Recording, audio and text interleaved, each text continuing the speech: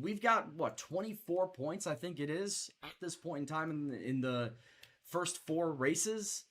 And the Chinese Grand Prix, which was half wet, somehow I was able to get a top five out of that. Hey, onwards and upwards. Right? Onwards and upwards. Here, let's take a look at the standings just as a reminder for those that have not been around for quite some time. Currently, myself and Alexander Albon in the top 10 of the driver standings. I've got 18 points. He's got 16. We are currently 6th in the constructor standings. I do got to say, though, it is a bit of a problem, or an issue, I should say, that Albon has this low amount of points so far. And to be fair, part of it is not his fault. Part of it is the car that is just breaking down. And if we're going back to Bahrain, him and I colliding early on in the very first lap is what hindered his result there at that race. But he got a podium at Australia. He got a top 10 in Vietnam.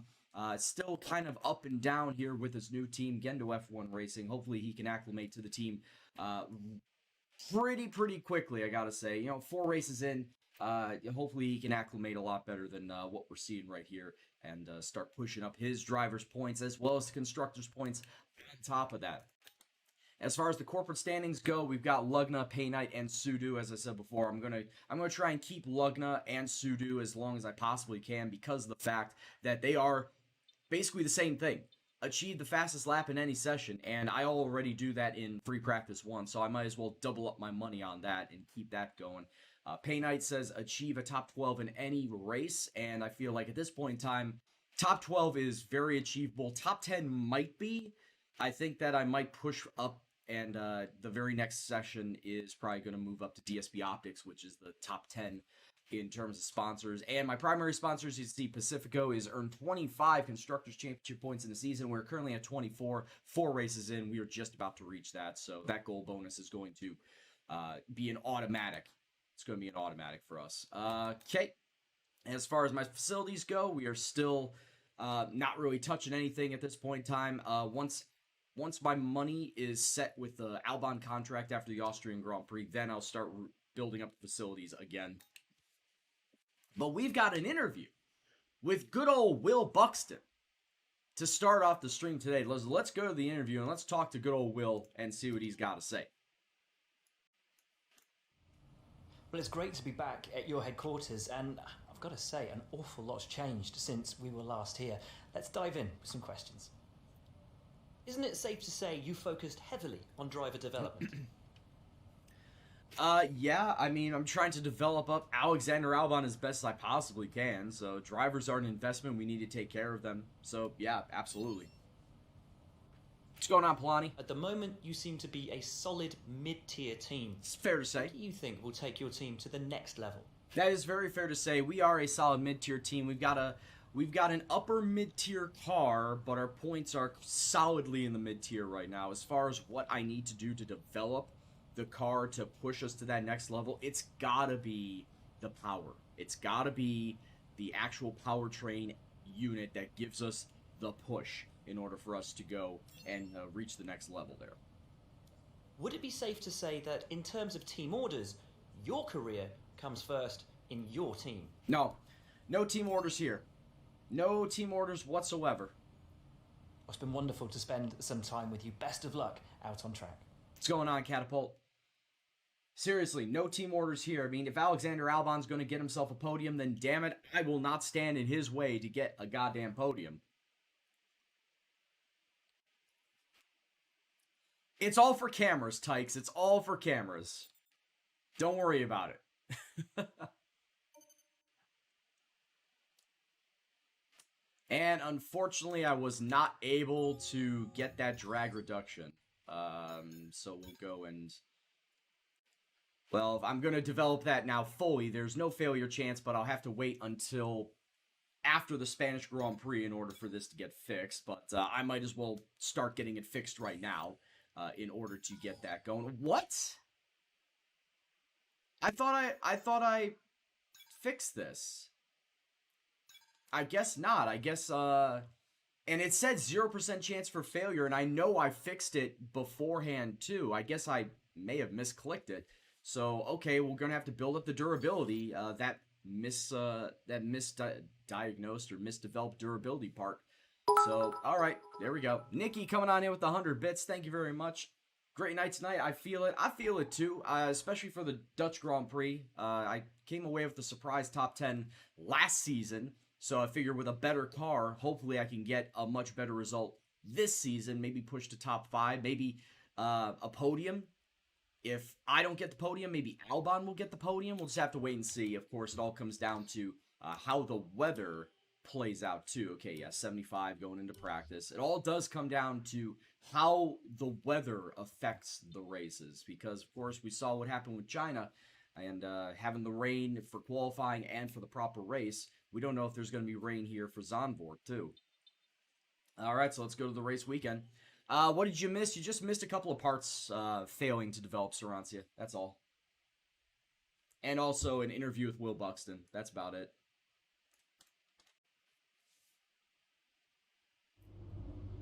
Alright, so I see clouds during the race. Is there going to be actual rain? 66. Hey, Lugnut's coming on in with a tier 1 sub for 21 months that says, "What's up, my 66. dude?" Also, Nikki coming on in with a gifted sub to Chopinex. Nikki, thank you very much for the support and dedication to the stream yourself. Both of you, welcome on into the Gendo gang. Much love from me to you, and much love from the chat to you as well. Alright, so we've got... what do we got rain-wise? Rain at the end of qualifying and cloudy for the actual race. Alright, and also I did notice that there is rain for FP1. So I'll try and do the track acclimatization for FP1 and then do the rest of my practice programs during FP2. Which at that point in time I should be the fastest in FP2 to get that sponsor objective for that. Alright, well, it's not ideal, especially with the rain during the end of qualifying, but I don't even know if I'll make Q3, so you have to take that into effect. But yeah, let's get into FP1.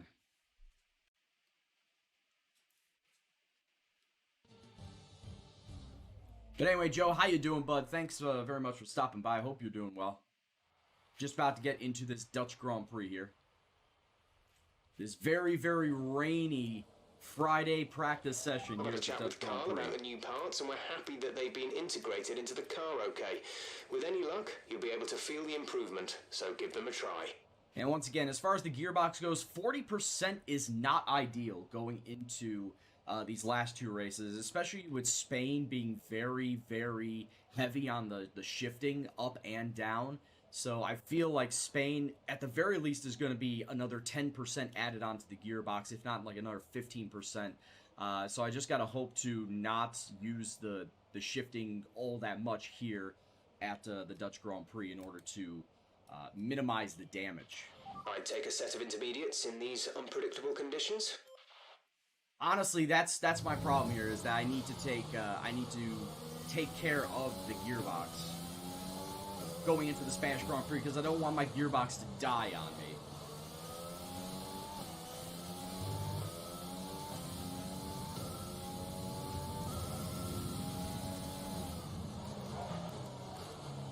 Now, I have actually raced on this track in the wet before. In my driver career mode, the very first Dutch Grand Prix that I ever raced was in the wet. So I do have a feel for how this track is supposed to be played out in the wet.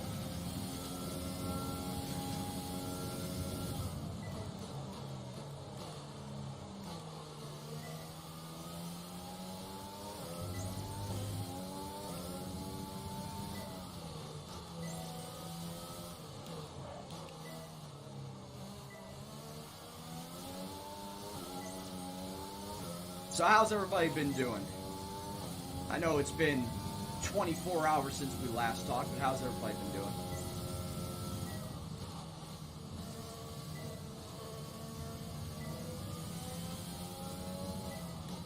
Do I do full practice sessions? Not really. I just do the practice programs, and whether that takes up one practice session or not, it's completely up to how well I do in the practice programs. Like, I'm only doing track acclimatization here in the wet just so I can get the resource points. And then I'm immediately going to go to the dry practice so I can finish up the practice programs there.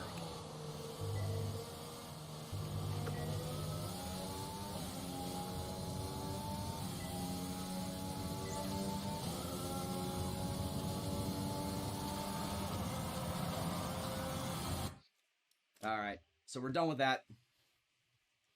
But like I said, I don't do any of the practice sessions in the wet because the delta time does not... Miguel, thank you very much for the follow. The delta time does not follow the wet lap times. They only follow the dry lap times. So that means that if at all costs I need to stay away from doing any of the management, the qualifying, and the race strategy during a wet practice session, they need to be done during dry practice sessions. Intermediate time.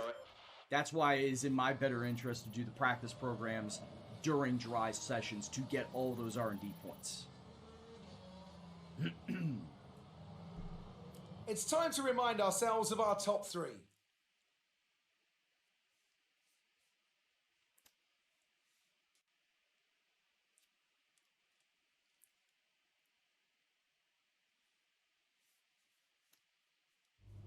Oh yeah, I'll get to those.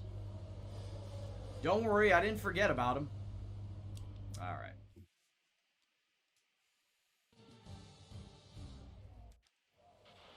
We've got a situation at the moment. Seems Oh, like that's not something's good. off with the fuel injection system. We're looking into it, but we're going to be out of action for a few minutes. Damn it, Jeff. That could have been a practice program for me to have done. What's going on, Duck? Could have been a practice program for me to have done, having to wait for the fuel injection thing for 5 minutes.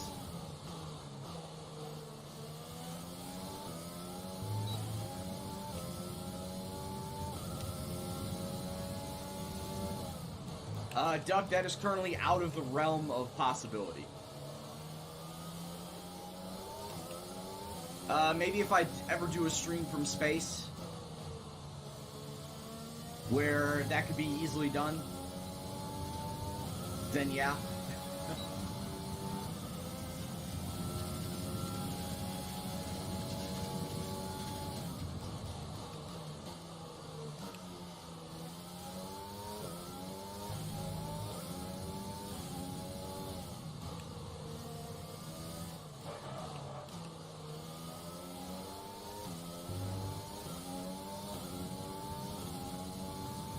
Absolutely, I do, Miguel. Fuel mix is how much of the mixture gets put into the ICE.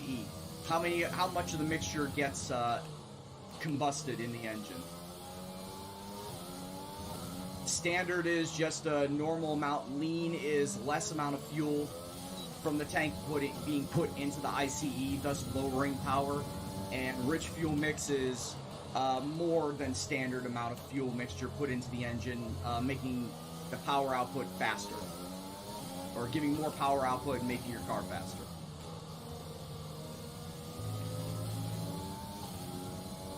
ICE, internal combustion engine.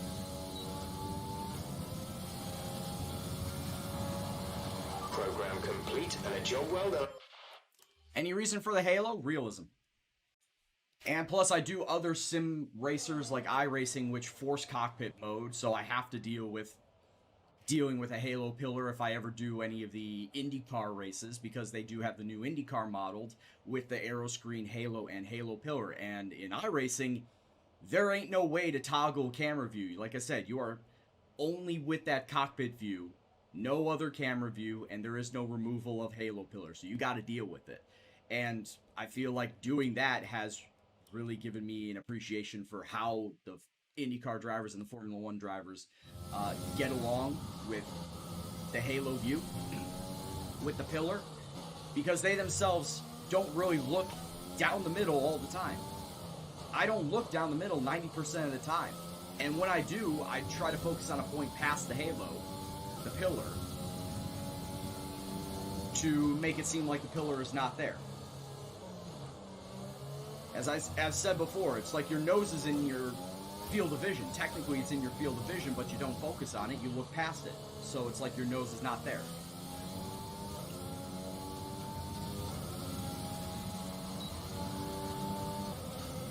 Yeah, Miguel, you want to know why? Because it's really difficult and annoying to do this, to look at the side mirrors.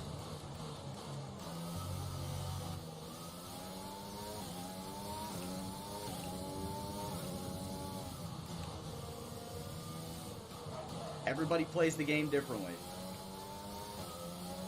It's how you play the game that makes it the most enjoyable for you. I do like the addition of the virtual mirror, though. I'm personally a fan of it.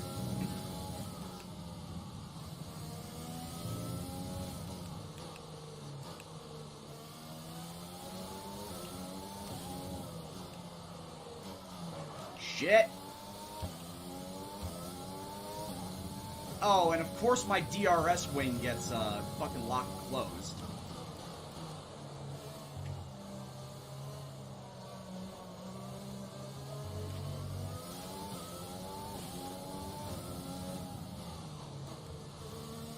My DRS wing got locked closed.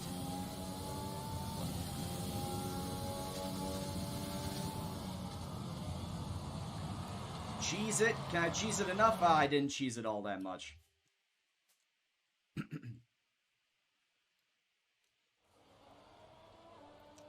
Do you have to change steering sensitivity, or is it standard for all? Steering sensitivity is different. Let me back up. So when you go into preferences, when you go into your control and calibration schemes, you can choose the wheel. Like I said, I'm using a Logitech G29, and it's saved under a custom control scheme. It didn't actually save it under the default Logitech G29. But as far as my calibration goes, default, all of these are 0. Default, everything on this is 0. And the one thing that I've noticed is that as far as steering saturation goes, it's better to have it set to somewhere between 75 and 100 if you're using an actual wheel. Steering saturation, what that means is how long does it take for you to start turning the wheel to make it go in that direction. If your steering saturation is set down to 0, it will not take very long if you just turn the wheel very, very slightly, and your wheel will snap to the left, snap to the right. Steering saturation set to 100, somewhere between 80 and 100, it will actually map the wheel turning to pretty much where your car should be going when you're turning the wheel. That is why I have my steering saturation set to 100, but default that's 0. Higher saturation pretty much is, in fact, if I just say this right now, having it set to 100 is pretty much 1-to-1. However you're turning the wheel is where exactly you want that car to go. So yeah, I would say that 100% is the most real. Anything down near the bottom is probably better suited if you have a controller. Like I'd say somewhere between 0 and 25, 0 and 50 is probably best suited if you have a controller. As far as brake saturation, throttle saturation, that's, once again, I think that's more if you have an actual pedal setup like I do down below me. However, as far as throttle saturation, leaving it to 0, and brake saturation as well, it does feel like it's already a 1-to-1. Just that 0. So, but steering saturation for me, setting it to 100, feels more in real life how the wheel should be moving, instead of setting it to 0 where it feels like that any slight touch of the wheel will shoot you to the left or shoot you to the right. Force feedback, though, I do have the force feedback on, but I dropped the force feedback down. The defaults are like 50, 50, 50, 25. And I did not want the force of the flywheel motor in this housing. You can probably see it right here. In this housing right here. See, that's my mic also. See how close my mic is to the flywheel housing. Yeah, I did not want the motor of the constant rumble of the force feedback to be picked up by my microphone all the time, so I dropped the force feedback specifically. Do you feel the pedals for throttle and brake are too close to each other? Nah, I've gotten used to it. I've had this wheel now for 15, 16 months. Little over a year. So yeah, I'm not really what's the word I'm looking for? Agitated by the positioning, because I was fine with the positioning when I first got it.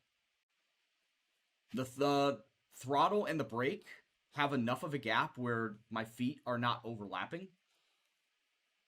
Because I think, as it stands right now, I'm giving a little sort of diagram. So throttle, brake have like a decent enough gap, and then brake and clutch are like right up against each other. But that makes sense. That makes sense that your brake and your clutch are right next to each other, because in case you need to clutch up, clutch down, and if you're in a manual car, like if I'm doing iRacing or anything, it's better to have that clutch right there. They can just shift over and boom, clutch up, shift, and then release the clutch. So that's perfectly fine. But the gap between the throttle and the brake is big enough where it does not matter to me. And as far as F1, you don't need to use the clutch anyway. It's just brake and throttle, and you just use the flappy paddle shifters on the wheel that control your clutch up and clutch down. Like, clutch is automatic in F1. You don't need to have a clutch pedal.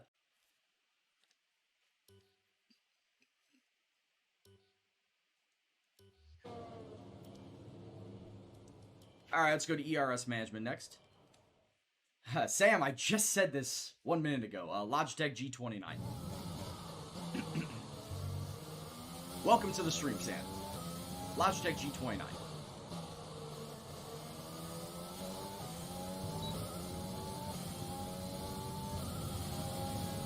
But as far as driving in this game, no, I do not use shoes. Oh my god, I need to have the tactile response of my feet hitting the pedals, so I play in socks. And before you say, oh, why don't you do barefoot? Barefoot is even worse because my feet would stick to the metal pedals.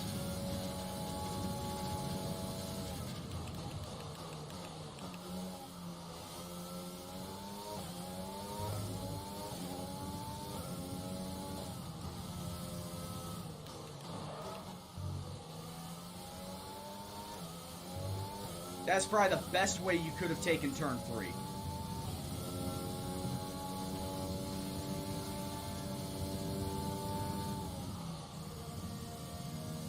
That's honestly the best way I probably could have taken turn 3, the way I went in and out.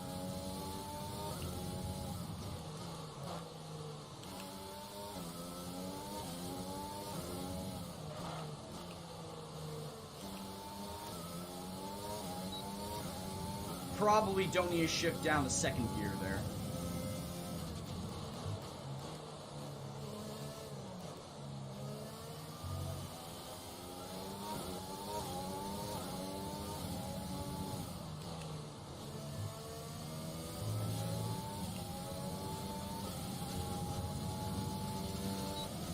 I think the clutch already default maps to a button.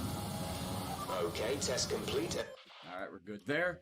Yeah, I think clutch already default maps to a button, so you don't even have to remap it, because if you're using a pedal setup, if you're using Logitech, Fanatec, Thrustmaster, it will recognize the pedals that you're using so that you do not have to map your throttle, your brake, or your clutch. It automatically recognizes it for you.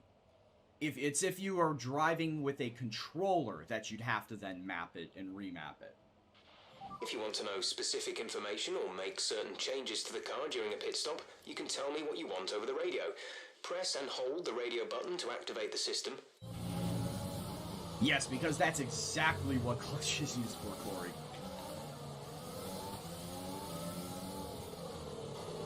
Man, why am I letting these guys go through on their outlaps? Get out of here.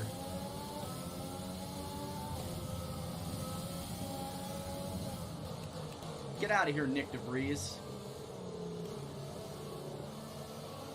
Oh, his clutch pedal is his deployment button. You know what? That's actually pretty genius. But then again, I have a G29 and I just have a shitload of buttons all over the place. So I just have it mapped to one of the L buttons. or L and R buttons.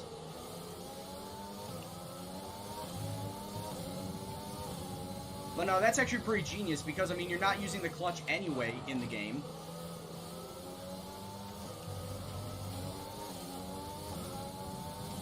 ERS is Energy Recovery System. Cranka, and I think you asked this last week. If I recall correctly, you or somebody else asked about ERS last week. But it does stand for Energy Recovery System. You get it when you're braking or coasting. There are two types of ERS energy recovery systems, and that is basically through the MGUK and MGUH, the motor generation units, kinetic and heat. Kinetic is when you're braking, you recover energy through braking with MGUK, and you recover energy by coasting with the MGUH.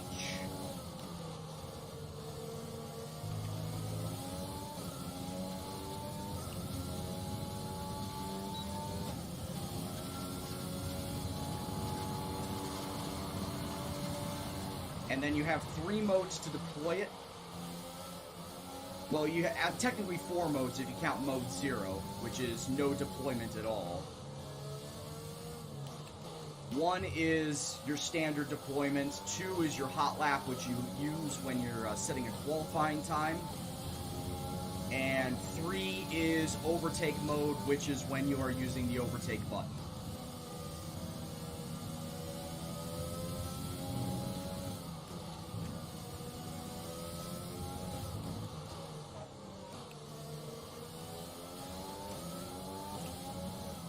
Well, Nikki, it actually took me a while to remember all this shit myself.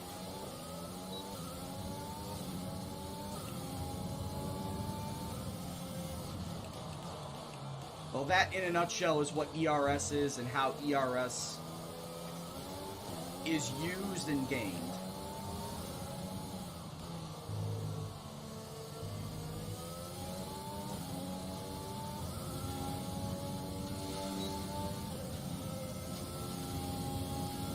You'll get asked it tomorrow? Well, I wonder who I'll get asked by, because I'm not streaming tomorrow. I get asked somebody on Twitter.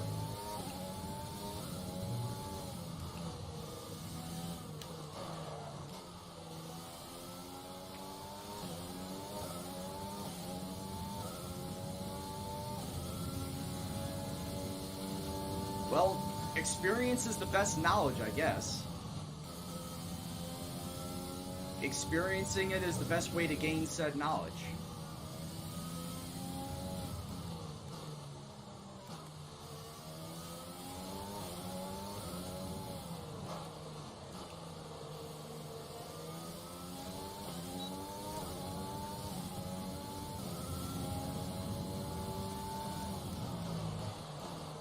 DRS. Okay, Sarantia, just for you. DRS, drag reduction system. In layman's terms, flap goes down, car goes zoom.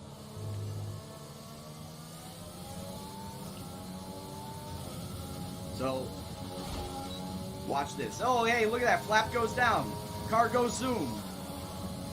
Okay. I just want to show you the actual depiction of the flap going down by looking in the mirror. If flap goes down, car goes zoom. Flap goes up, car goes no. Car goes no. I don't know why I did that. I don't know why I said that. Why does your tire have yellow on it? Seriously, Nikki? I know you know. Red stands for soft tires, yellow is for medium tires, and white is for hard tires. It's basically the compound. The softer the compound, the faster the car will go, but the faster the rubber will get used up.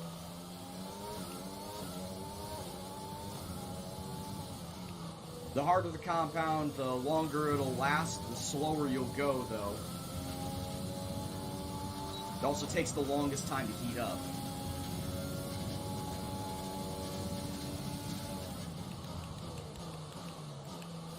Petition the FIA then, Cranka.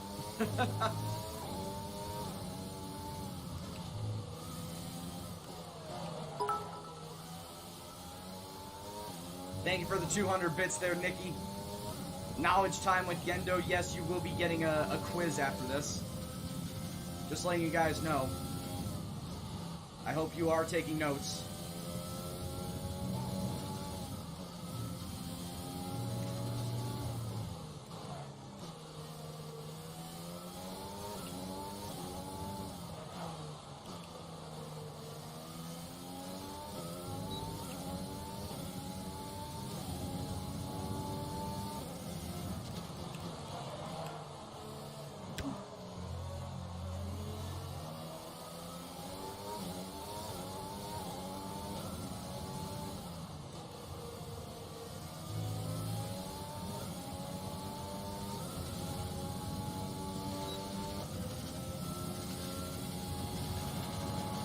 Program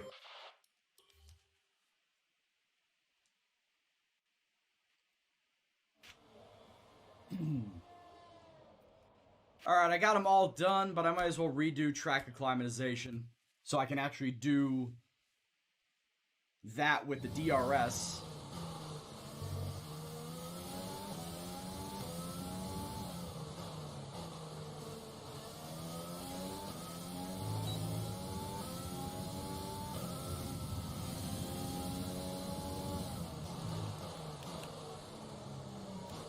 The answer to your question, Sarantia, is hell if I know.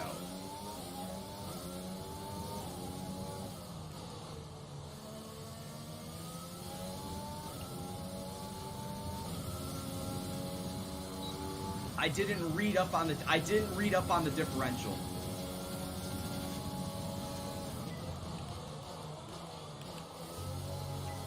Fuck.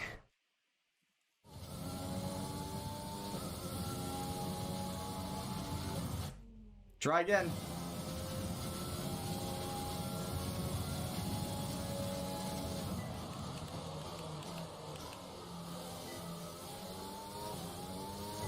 I remember that giving me problems last Grand Prix too.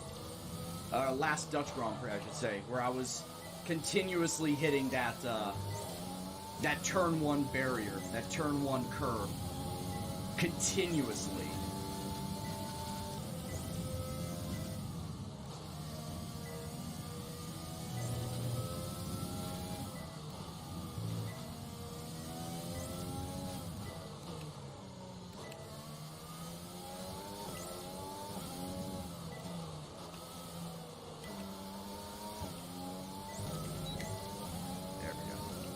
Yeah, in Russia, car drives you. It definitely felt like it. Catapult.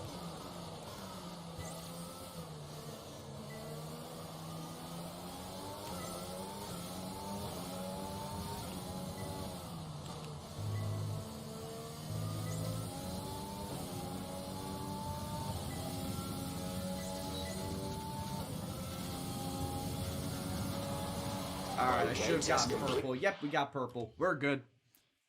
Splits the input from the transmission to the driving wheels. So basically determines like which part of the drivetrain gets more power, the front to the rear.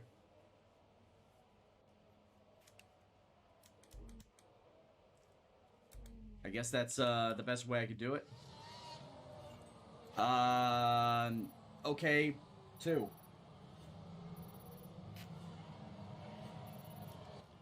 The session has drawn to a close. Execute Order 66. Hey, Cranka, thank you very much for the sub, dude. Hope you're doing well. I know you're doing well, but thank you very much for the sub. Welcome on into the Gendo gang, and thank you very much for the support and dedication to the stream. I guess he was waiting for me to pick a number, is what it was. Am I hoping to have your reliability issues sorted out before qualifying? I mean, we should be fine. We should be fine. You left some body work out there. Oh, shut up, Claire. Thank you for your time. I'm so glad I don't have to worry about answering all of her questions anymore to get sponsor money. I'm so glad. Would have done it anyway. Well, I appreciate the choice, but I guess just like in the Matrix, it's just an illusion of choice, is it? You already know what the outcome is going to be. Doesn't matter what the choice is. But appreciate it, Cranka, once again. Alright, bump that back up to 94 so we can get that going for qualifying and the proper race. And actually, before I even do that, let me make sure I have my engine, the engine that I want to be at. It pretty much looks like I have my practice engine. Oh, no, I don't need to have that. It looks like I have my practice engine and my race engine pretty much all sorted out. My MGUs, my ICE, and my turbocharger all have to be secondary parts going into this qualifying end race. So, fun stuff. And by fun, I mean not quite so fun now, is it? This ain't gonna be good.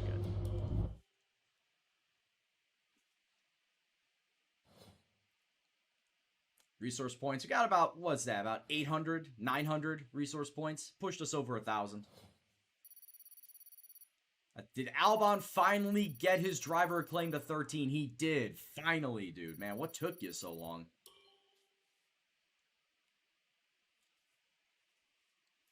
Though I really don't want to hope for him and his driver acclaim to go up any further, because as his driver acclaim goes up, I gotta pay him more. Driver acclaim is tied to your contract. So I don't want to have his contract go up much further. Alright, so just as a reminder, it is going to be raining at the end of qualifying. Pretty cloudy for the actual race. Fortunately, no threat of rain. I say fortunately no threat of rain. We don't know if there is actually going to be rain or not. Durability, yeah, I think we're going to need to start packing it in on the durability. We need to go hard on the durability here. So yeah, we'll go build that up. Who does his hair? Who does her hair? Martin Brundle. I've never seen Martin Brundle. I know of him by name, but I've never seen him. I don't know what he looks like. All right, let's get into qualifying. As a reminder, before qualifying ends, if you want to see me do push-ups and sit-ups before the start of the race, you can spend 1,000 channel points to either see me do push-ups, sit-ups, or wall planks and sitting. Push-ups and sit-ups take place before the race and get cut off once qualifying is over. Wall planking and sitting takes place after the race and get cut off immediately after I quit out of the race. Oh, whoa, I don't want to go out just yet. I want to make sure I'm on the medium tires.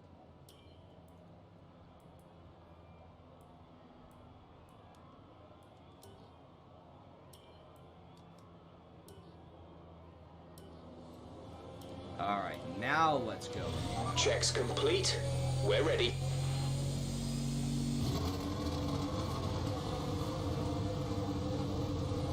I almost kind of want to do 2 laps on the soft tires.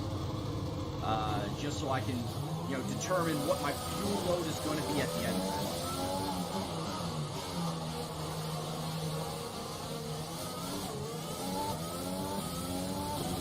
it. Damn, Nikki with the call out. Shit.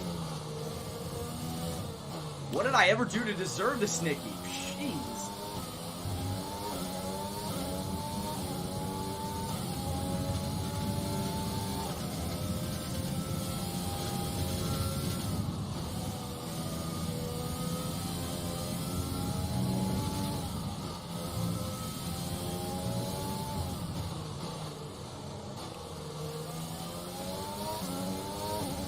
Oh, the engine's too loud. Shit, sorry. I turned the sound up for Claire, but forgot to turn it back down for the practice.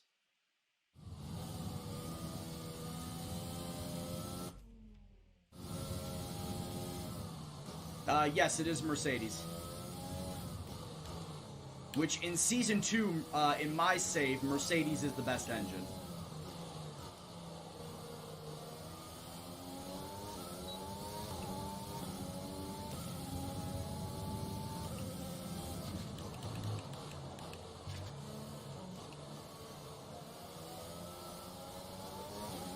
No one wants to hear the V8. Everyone wants to hear the V10 roar.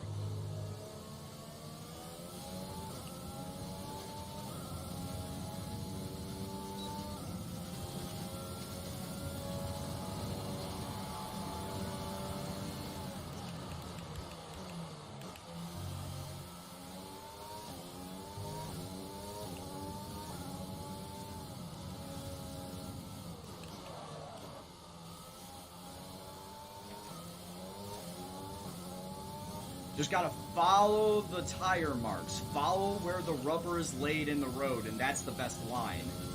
Surprisingly, it does not follow the driving line through the curves.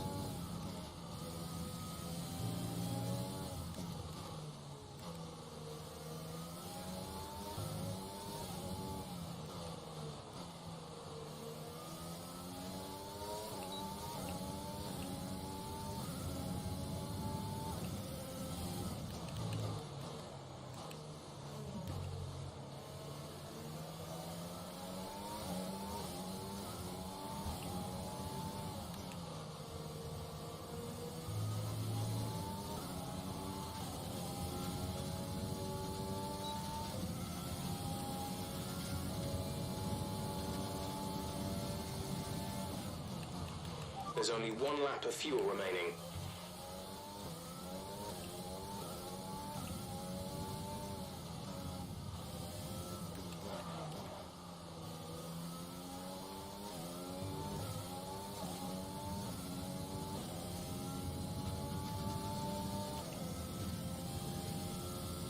Still squabbling over Lewis Hamilton, I see.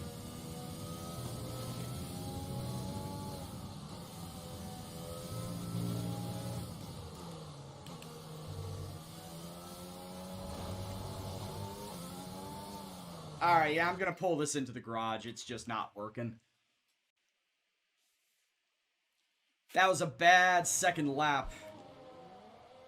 Which leaves me very, very down on what I can do for the actual qualifying lap. Like I said, I feel like I should go and do 2 laps on these soft tires.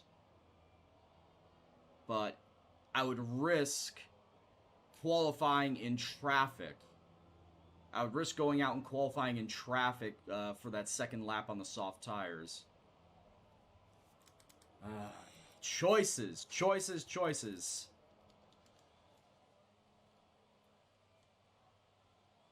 And actually, as it stands right now, after everybody has gone and qualified, I'm 15th.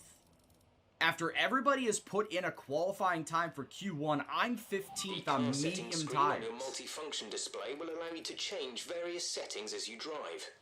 Open the display. I'm a with little the LFD surprised button. by that. You can then navigate But I'll up still and go down out to and the put in a setting you faster want to time on change. soft tires, just to make damn sure I will get through to the next round.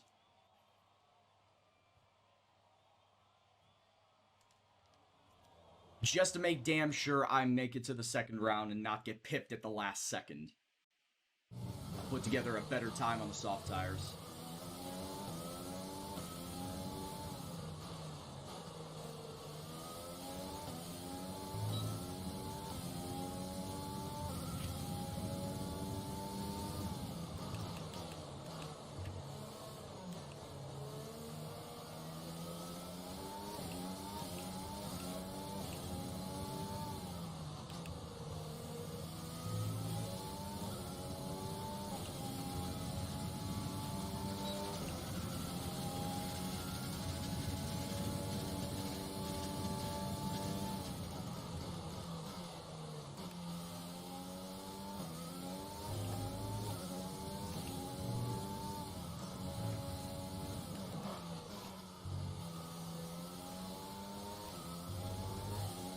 Hey, what's going on, Red?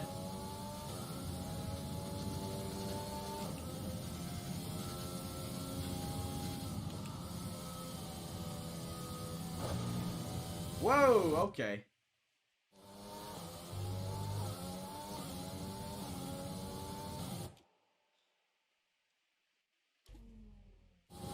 The Blue Jackets are taking off years of your life. Geez, the Blackhawks are going to do that to me tonight. I just know it.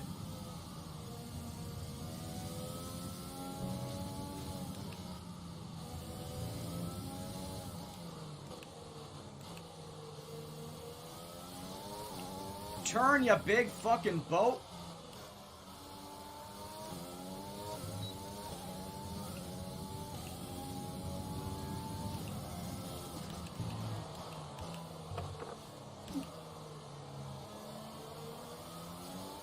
Am I really not going to get faster on soft tires? You've got to be kidding me.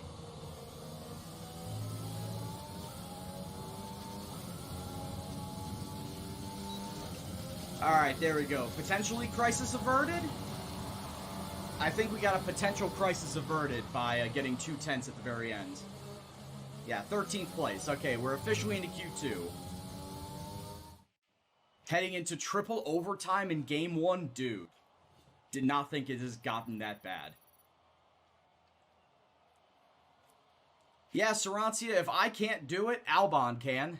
Look at that, Albon got fucking top drawer in qualifying 1. If he can get pole position for us, I feel he's got a good chance to win the race. He says not remembering that the Mercedes are pretty much overpowered in this game.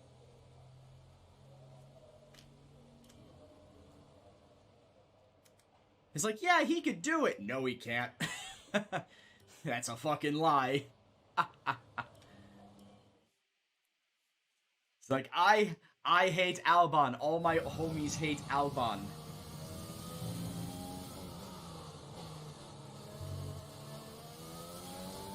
Oh, for fuck's sake.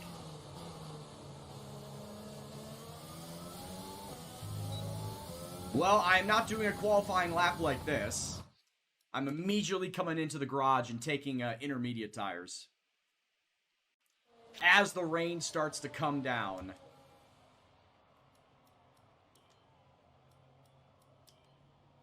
Did anybody set a time? Yeah, 2 drivers set a time on soft tires, Vettel and Stroll. And I think there were some other drivers that are currently out there, yeah.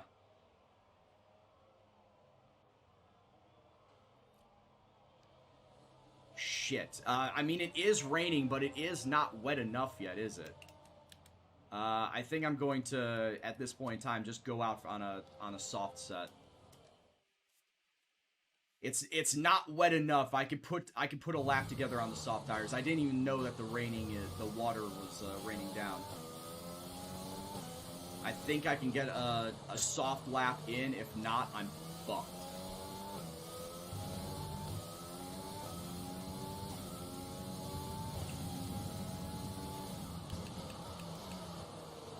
Oh no, I can't. It's already fucked. It's already too wet. It is already too wet. I gotta go out on intermediate. Shit.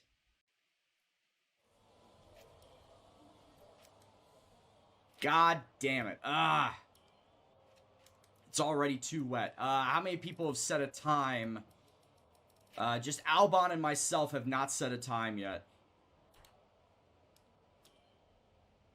Oh, this is all a problem. I'm gonna have to go out and do like 2 laps. Here, I'll go out right now and do 2 laps. This sucks, man.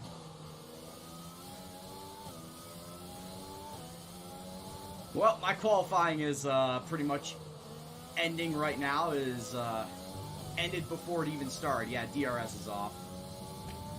Track is too wet. DRS is off.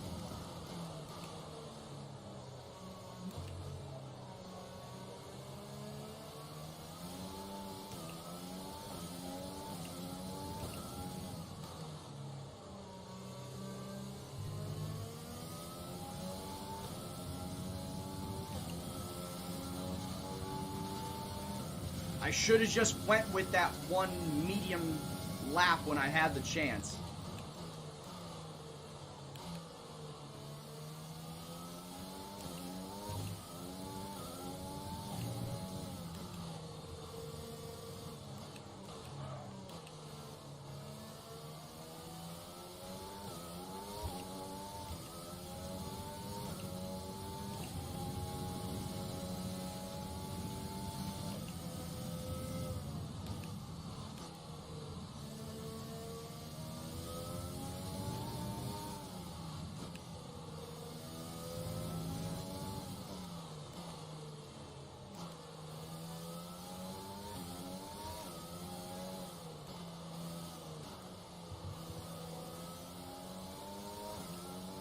Everyone who got their soft laps in early pretty much got lucky.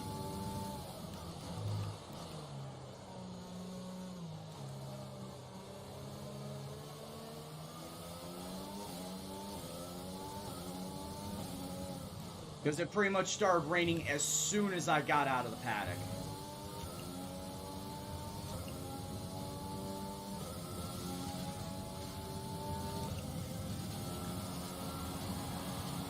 I'm in 11th.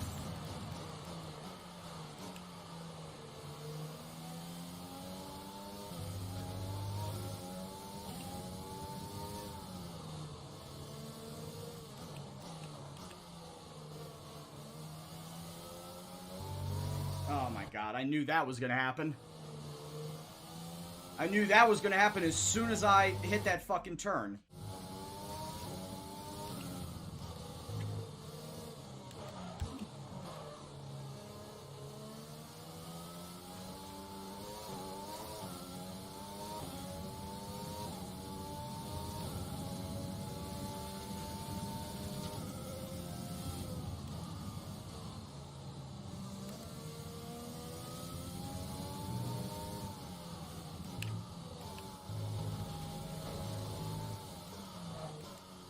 I'm just killing signs because I can't fucking turn.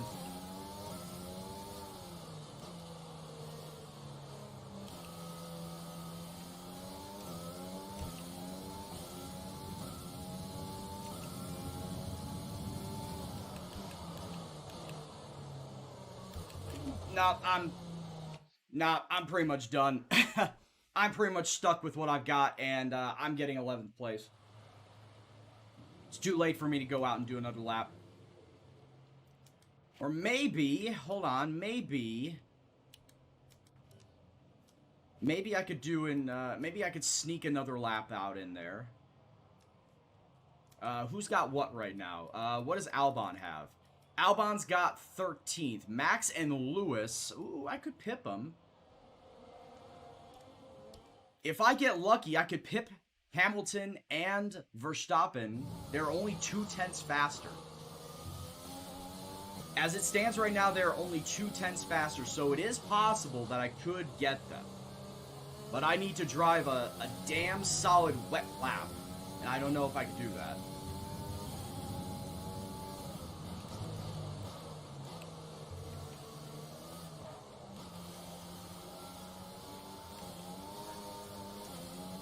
See, I can't do that. I can't have any sort of spin like that.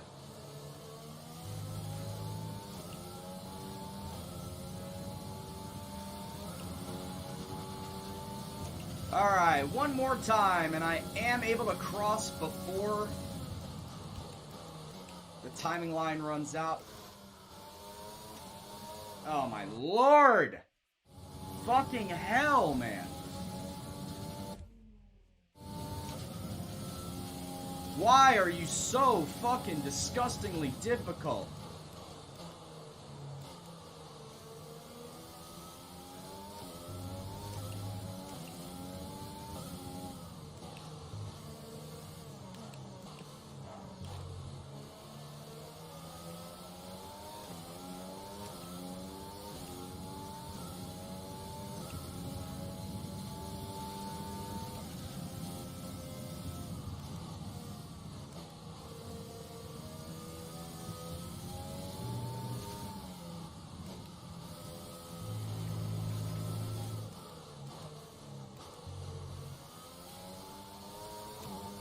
Oh, come on!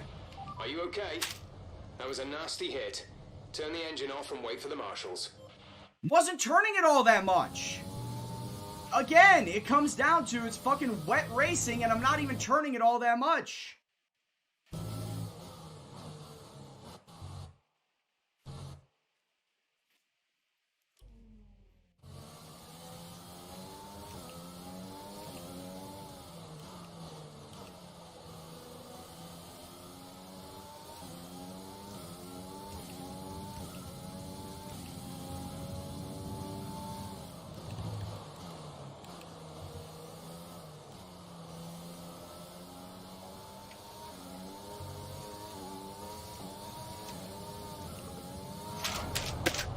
Come on!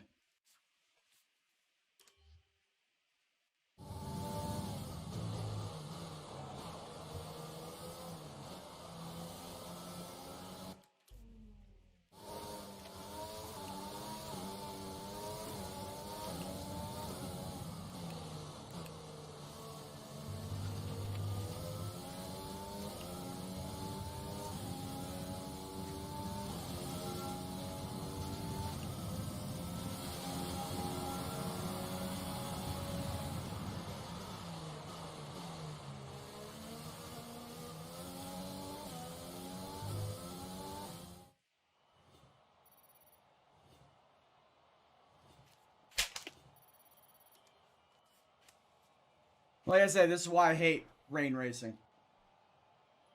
Absolutely despise it. Can't control it. Alright, so I'm starting 11th, Albon's starting 13th. Now that we've got some points on the board, let's continue this form and aim for another top 10 finish. Yeah, that'd be great if I can get another top 10 finish. Alright, so taking a look at the entirety of the Dutch Grand Prix, why are they giving me hard tires to start? Everybody else, well, most everybody else, are choosing softs. Hell, even all the way down here at Haas, Magnussen and De Vries going soft. I don't know why they're wanting me to start on hard tires. That is a bad option, especially starting in 11th. So, yeah, that is definitely not going to be my starting tire. It's definitely not going to be my start. Yeah, this is dumb as shit. Why are you having me start on the hards? I'd rather start soft and then go. I'd rather start soft and then go to a harder compound. And it's saying go medium soft. I'd rather go soft medium. So yeah, we'll do that. Soft, medium. And I'll probably pit lap 14. Yeah, we'll do that. We'll go pit lap 14 on the soft tires, and then 22 laps on the medium tires the rest of the way. Of course, it is a very cold day, technically in racing terms. It's only 68 degrees Celsius, which I believe is 20 degrees, or 68 Fahrenheit. Getting them mixed up, which is about 20 degrees Celsius. So it's pretty cold in air temperature, which means it's going to be a pretty cold track. It means tires are going to take quite a long time to warm up. It would be in my better interest not to go on the hard tires because those tires take the longest to heat up already. So might as well not go with those tires. Might as well stick with the mediums. So I'll go with this 36 lap race. 14 on the soft and then 22 on the medium. Starting in 11th place, where do you guys think we're going to finish? Will I get a top 10? Will Albon get a top 10? More importantly, will we get top 12s to get the sponsor money? Ultimately, that's what we're looking for, is sponsor money. I said cold in racing terms, Sarancia.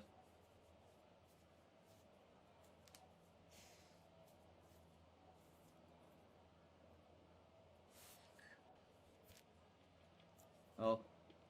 Well, it's a good thing that my Logitech G29 is sturdy. It's exclamation point diff, and it's 94. It's my AI. I need to stop. I need to stop fucking hitting my wheel. Oh, fuck. I need to stop hitting my wheel out of anger.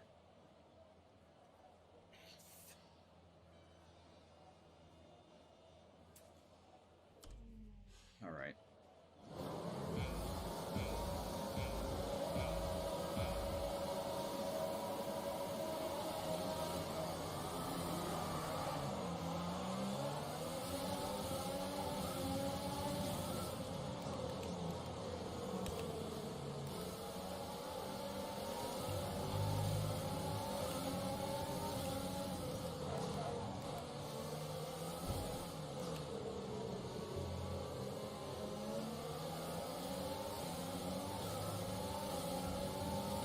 Albon, stop fucking racing me!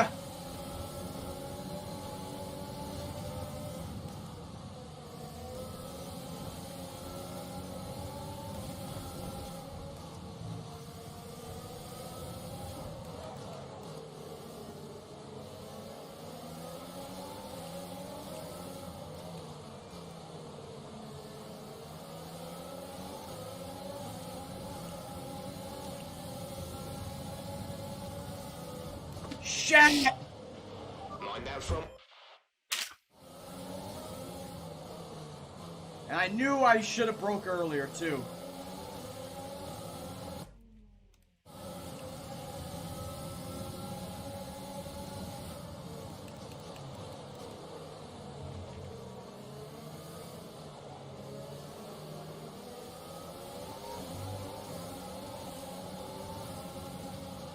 Oh, it is not a good day today.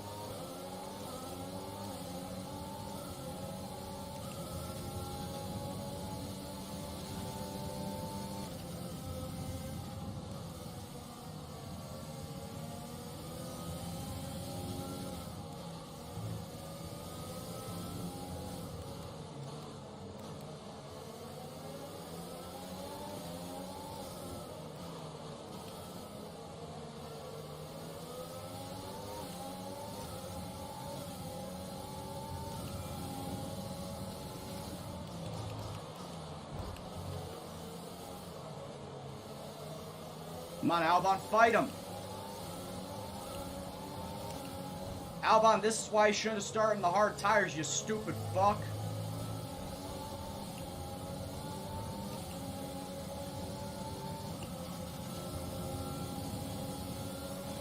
DRS is being enabled this lap. We can use DRS when you are within 1 second of the car ahead and in the DRS zone.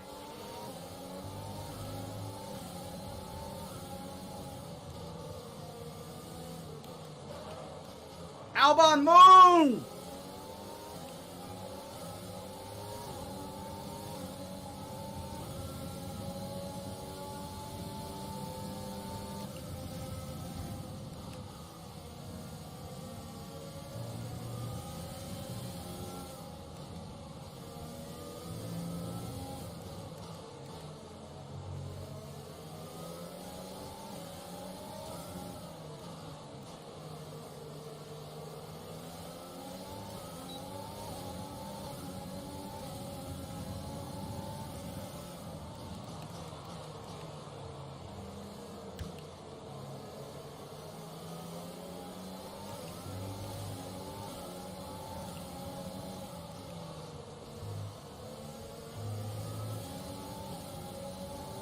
Like I said, not a good day today.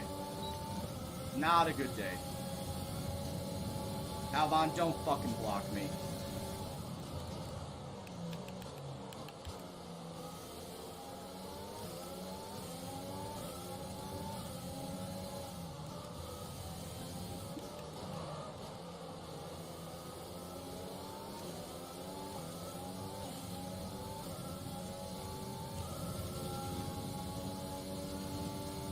No, you can't.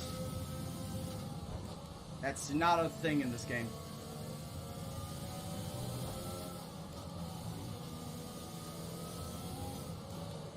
You're probably thinking of Motorsport Manager.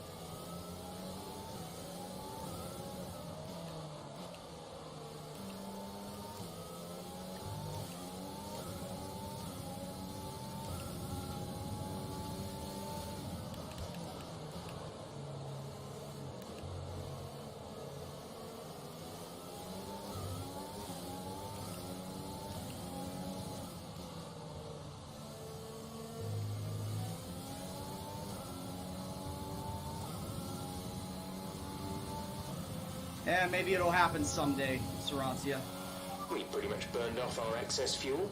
We'll be back on target soon. Don't wait too long to turn the engine down.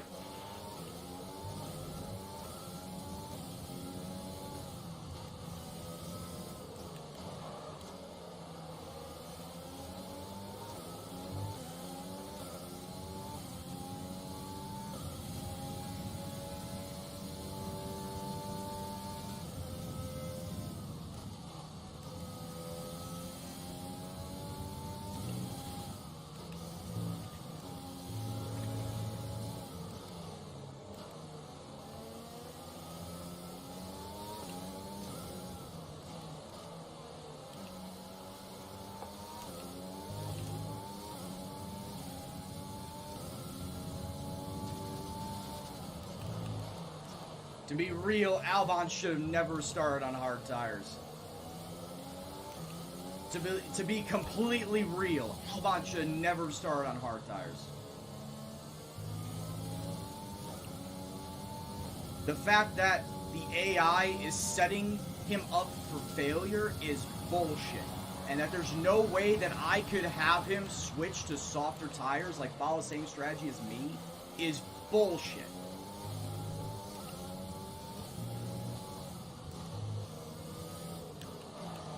If it were up to me, he'd be starting on softer tires too.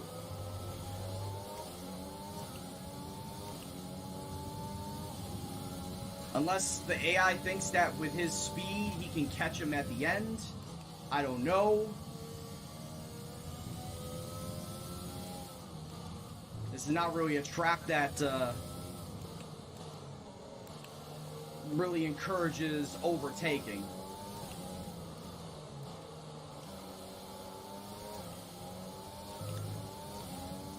Like, I feel the only times that you can overtake are literally the front stretch in turn 1. And maybe turn 3. That's literally it.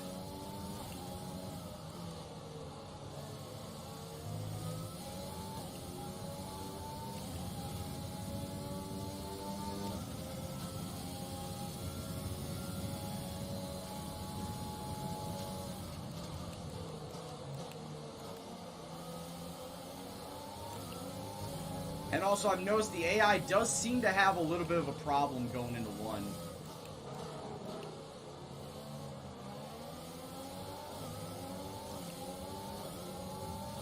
Stacking up in turn 3.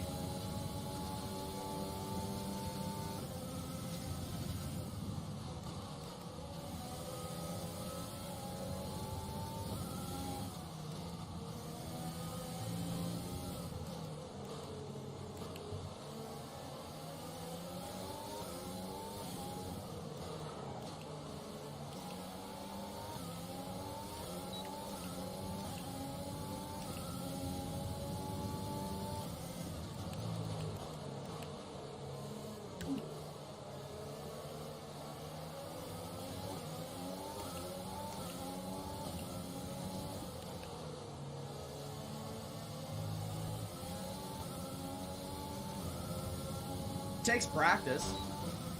Shit.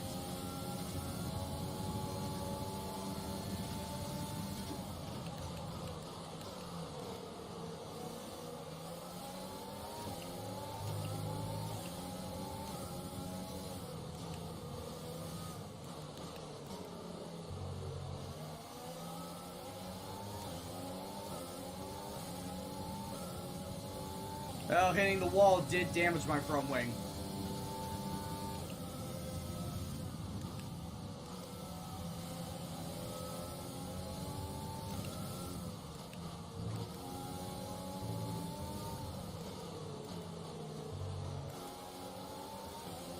And with it, my ability to reasonably turn to the right.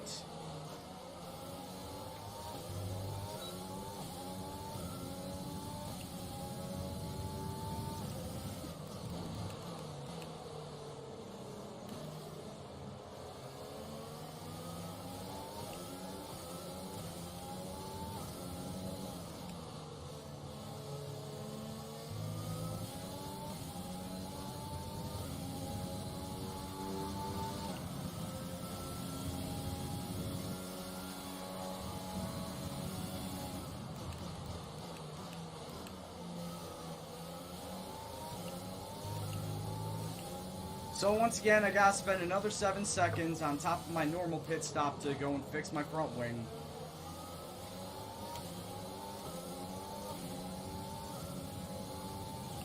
And as a reminder, coming in lap 14.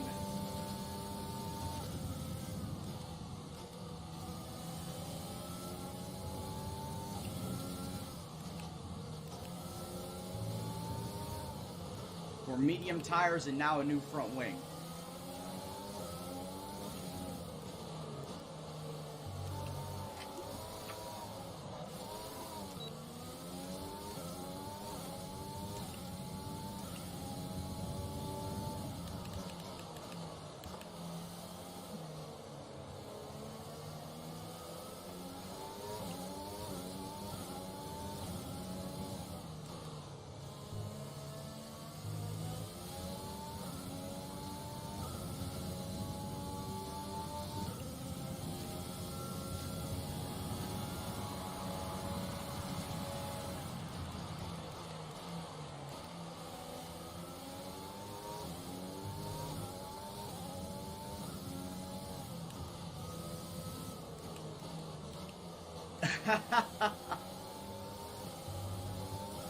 I appreciate the Rocket League meme in that, yeah.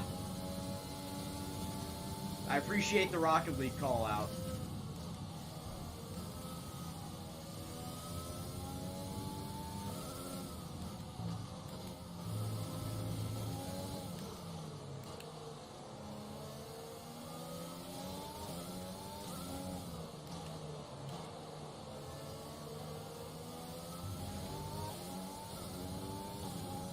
But no, it's just another day, another disappointment.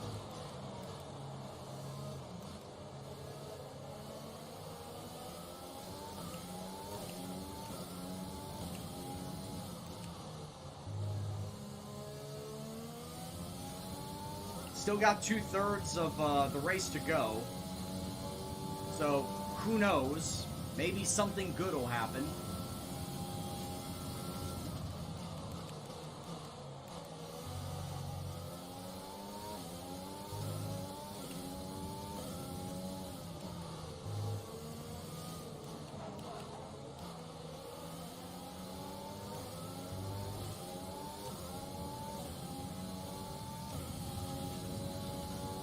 I'm not in DRS range yet, so...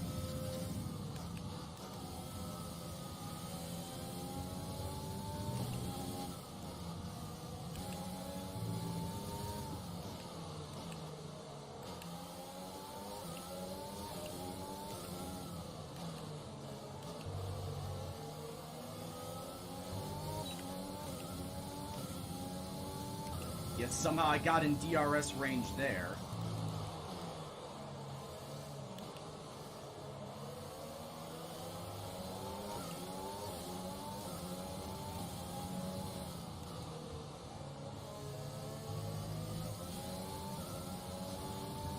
It's becoming increasingly difficult to keep turning on this damaged front wing. We're approaching the pit window. You'll be on the mediums.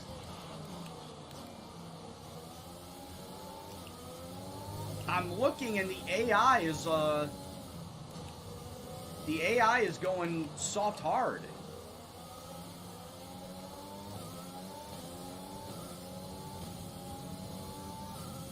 Yeah, Spade, like I said, it looks like the only place to pass are on the start-finish straight and going into turn 1. Like if you just send it up the inside. Kind of like Monaco.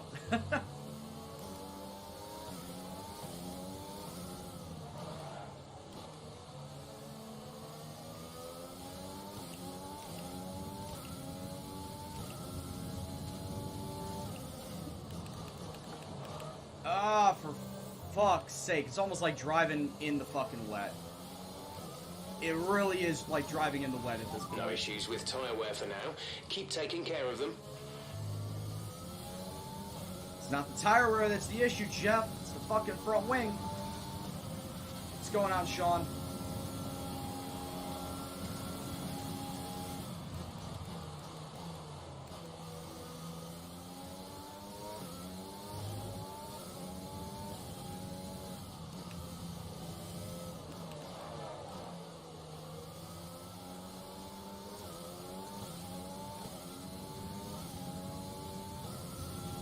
Pitting next lap, pitting next lap.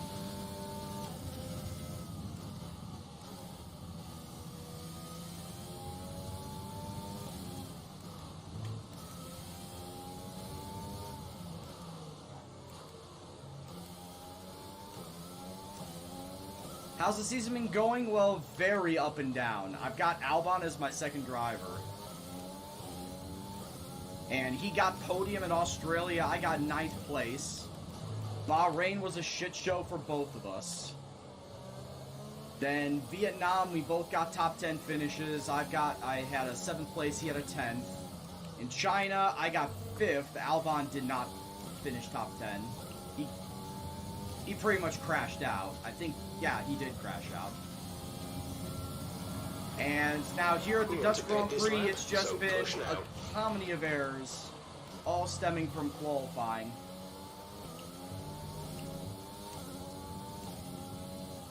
Where Albon and I qualified into Q2,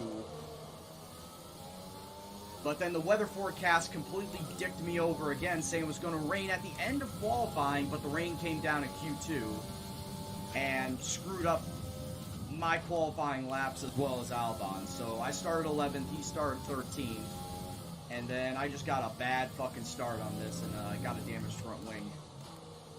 So, like I said, it's been up and down this season.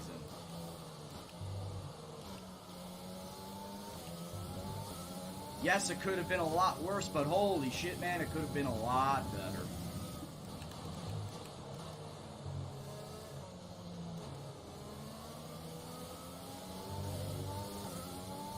Execute Order 66. Jack Hex coming on in with a sub, dude. for 11 months. Thank you very much for the support and dedication to the stream. Welcome back to the Gendo gang, dude.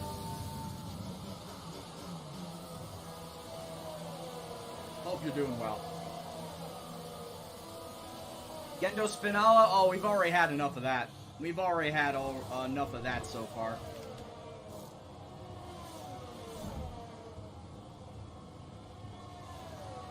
Alright. Release.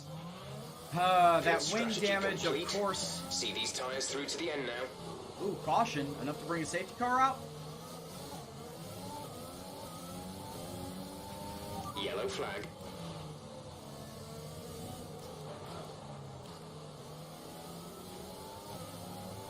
Giovinazzi. Safety car. Oh, No a full overtaking, fucking reduce your safety pace. car. Keep your delta number positive as we form up. Alright. So I took those tires right at the right time. I took those tires right at the right time. Drop your speed, our delta is too low and we risk a penalty. Slow your pace immediately. Because I almost want to believe that everybody that's ahead of me is going to come into pit for fresh tires.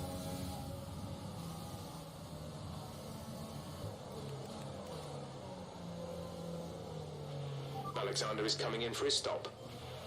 Yep, there it is. Please let me get some passes while everyone's in the pits. Please let me get some passes. I beg. I fucking beg.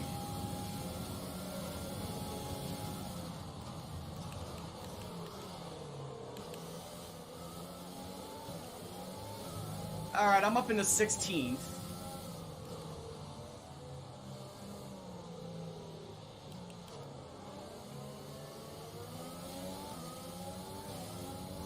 So I moved up from 20th to 16th with other drivers coming in to take their pit stops for fresher tires.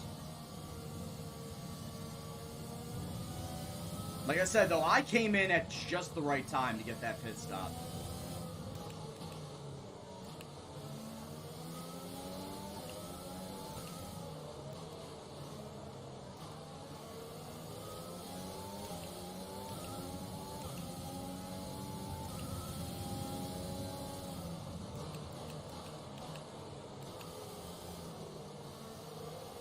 That's where you're wrong, Jack. I was there last season. Now I'm mid-table. And proud of it. Alright, safety car's going into turn 1.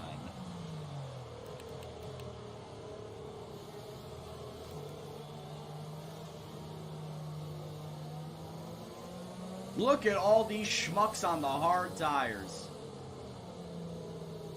They are gonna get passed so badly from me. They're gonna get passed so badly by me. Magnuson, Sainz, man, look at all these fools. Right, pick up the pace a touch, please. We need to close to within 10 car lengths of the car ahead. But Jack, how you been, dude? I want to make some passes before turn 1.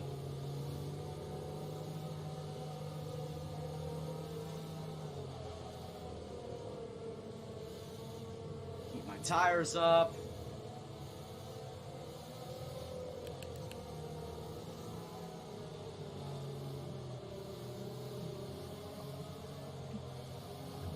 Hey, what's going on, Brad?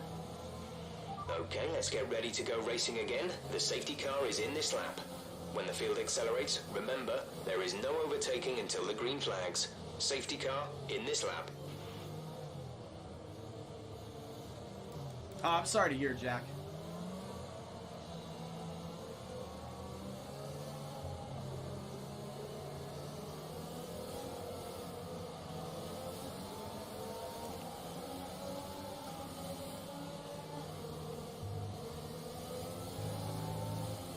Come on, drop the green, drop the green. I can get a fucking run. Okay, the incident has been cleared. Let's get back up to racing speed. Oh shit! I can get a run, he says, as everybody then fucking stacks it into turn 1. God damn it, man.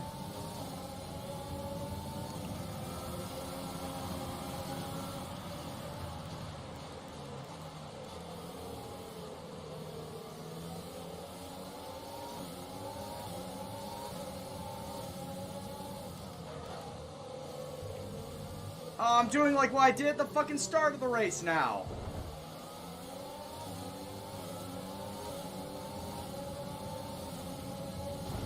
Oh, don't fucking touch me. Stop fucking touching me. I'm holding a line, you fucks. Hold your own.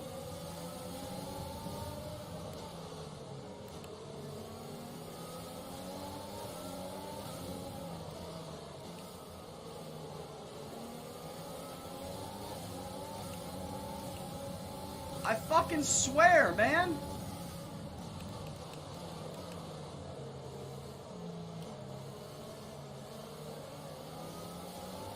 AI's on 94, sometimes they fucking don't show it.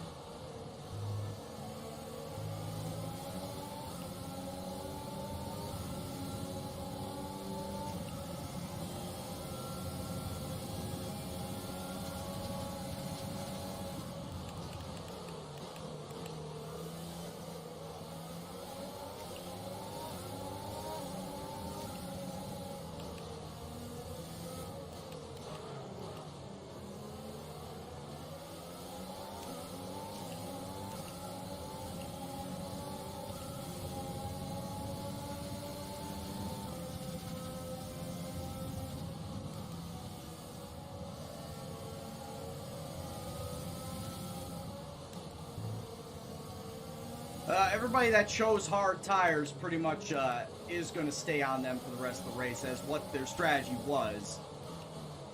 But it saved a couple of laps of wear on them from being used.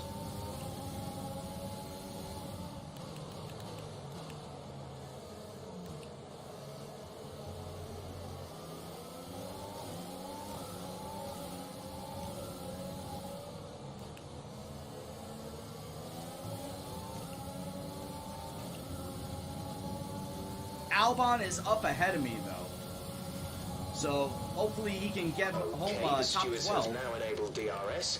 DRS is now online. I'm hoping that Albon can push his way up and get a top 12 to meet the sponsor demands.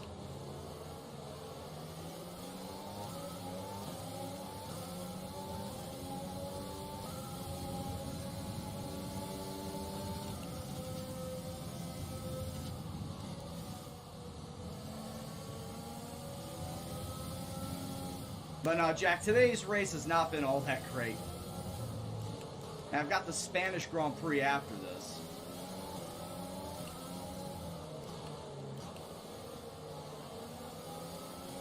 So you know how that's gonna go.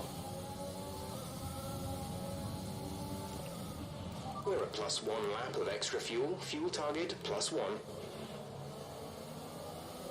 And yes, this is on board.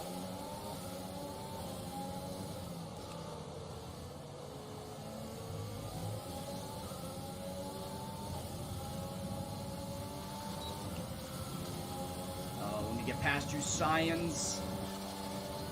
And the sign says you can sit back behind me.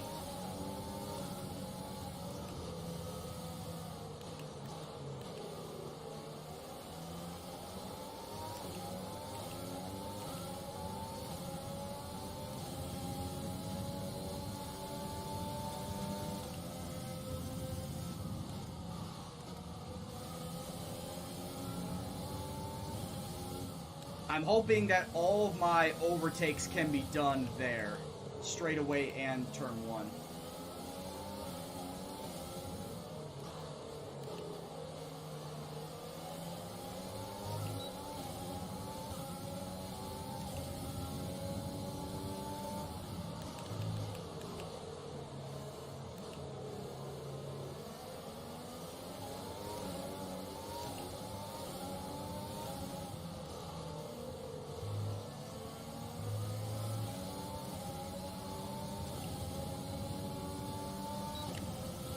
Magnuson, I should be able to get you.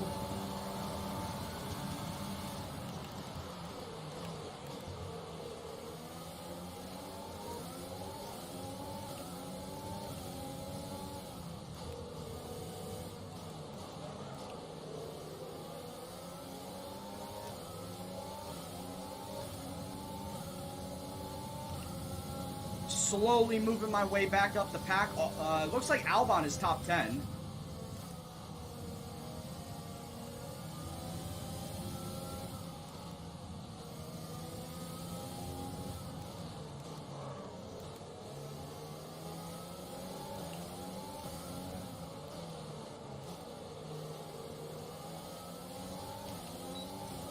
Yeah, it looks like Albon has moved himself up top 10.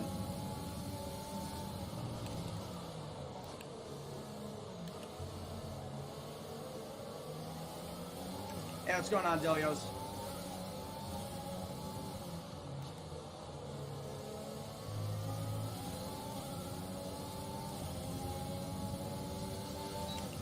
I got a bad run off the turn. I'm not going to catch Correa this time.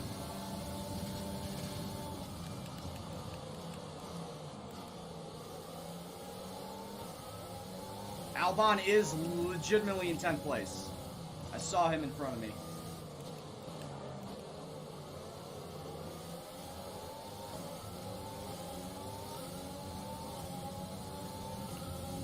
I'm looking to catch Correa this lap. Or at the start of the next lap.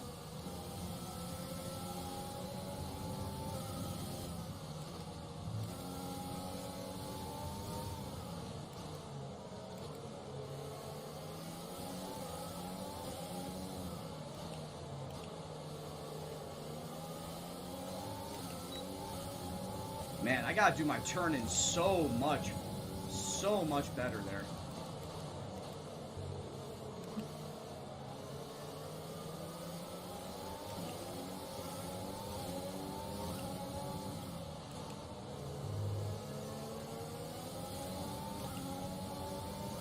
Correa, I got you this time. I have you now.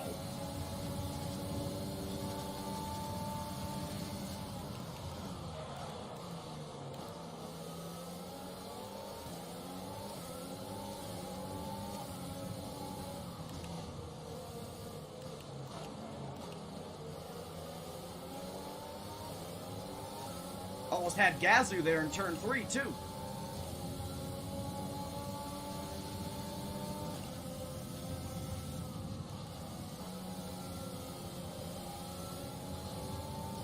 I'm killing my tires to make all these overtakes. That I know for a fact.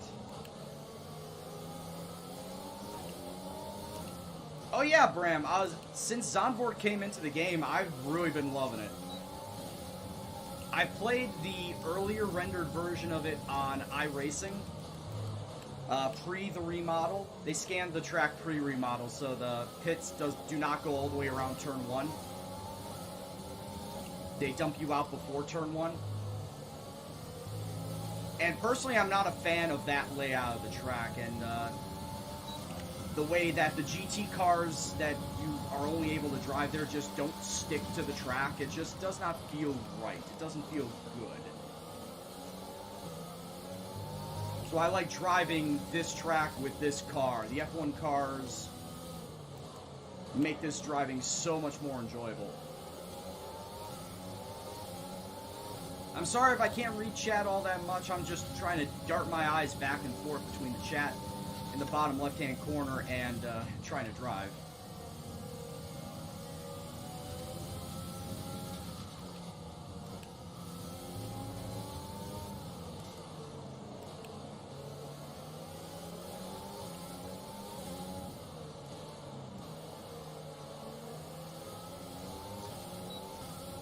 But glad to have you here, Bram. Hope you stick around. Hope you enjoy yourself. It's a fine evening.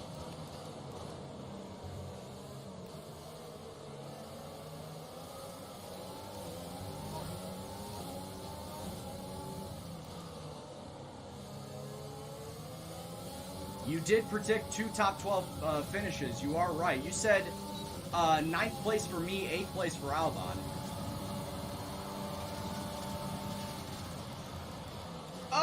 Oh, sending it deep into turn 1.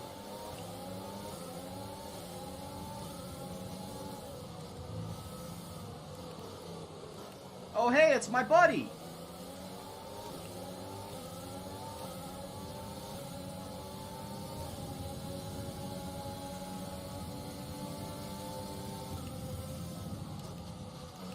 Come on, Albon.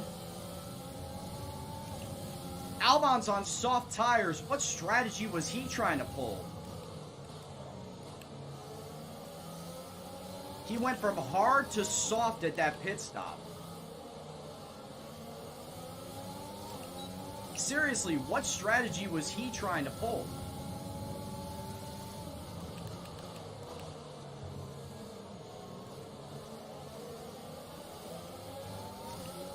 Was he banking on potentially another safety car to come out?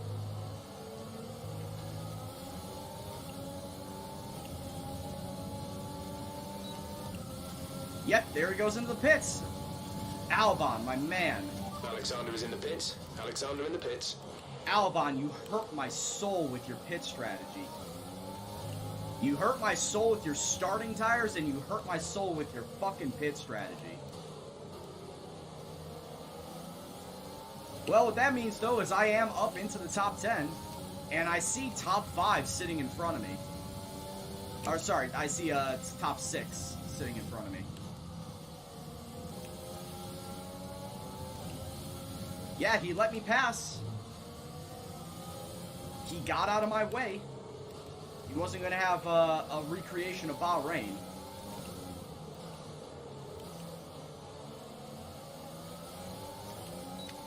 Yeah, Tykesman, I'm really starting to get disappointed with my choice in Albon. Even though he is a good driver stats-wise in the game, I don't understand the AI's thinking for him.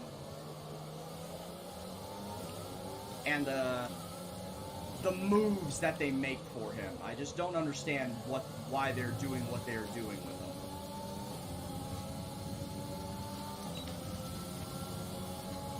Sergio Perez! Oh, sending it deep! And it's another overtake. Once again in turn 1, you'd think these people would know by now.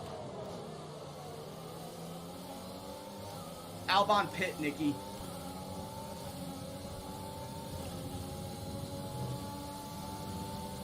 Nine laps to go, and it's another position up for Gendo. We are going the full send here. For like the rest of this race, going out of the last turn and into the first turn, it's going to be full send mode. And now I've got my dad in front of me. Father Kimmy.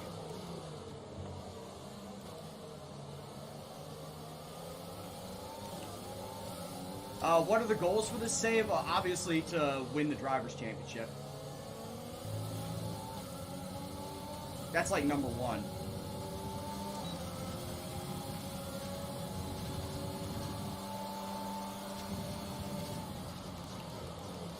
Oh, another full send inside. Bye-bye, Kimmy.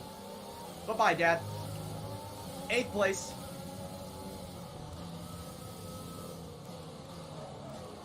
I have a very strong feeling that Kimmy and Vettel are going to retire after this season.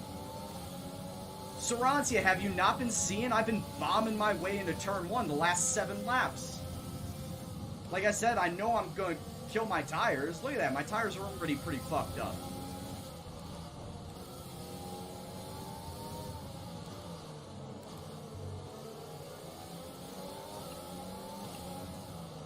At this point in time, I'm just real fucking mad after everything that's gone on so far. I'm just real fucking mad over everything that happened in qualification. That I am exacting my revenge on this track.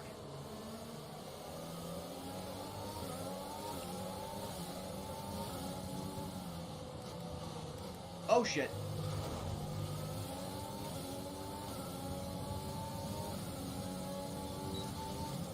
Alright, I guess I'm not catching Kvyat now.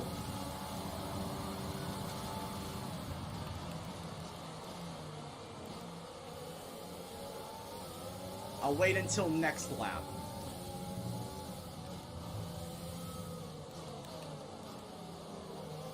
Albon got fastest lap. Holy shit.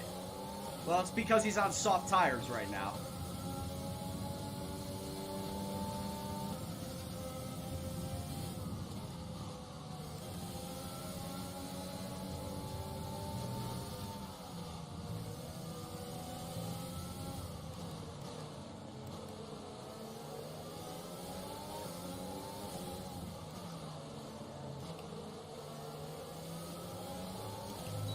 Kvyat, the fact that you're up here is a strange one.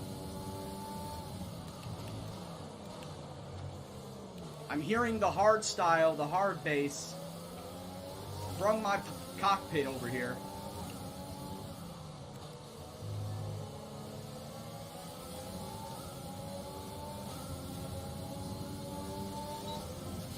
May have been a bit too far out to make a move. Yeah, it was too far out to make a move, but guaranteed next lap I'm going to try and get those 2 positions. Yeah, fastest lap is 1 point in the grand scheme of things. 1 point for both driver and constructor.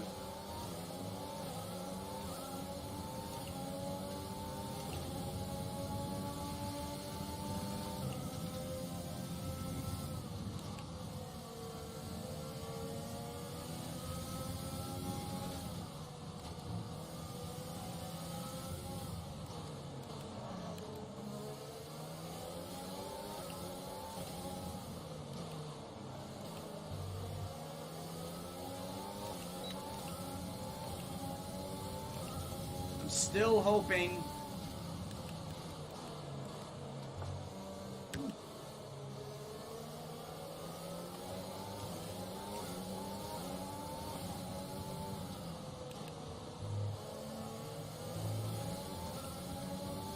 Power out of the corner. Power out of the corner. DRS is open. The full send. And I make it stick. Oh, I went way too wide there. I went way too wide. I did not think it would have stuck.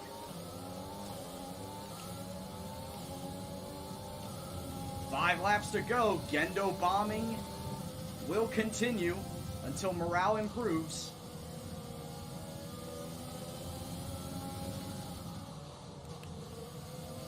There's 5 laps of fuel remaining.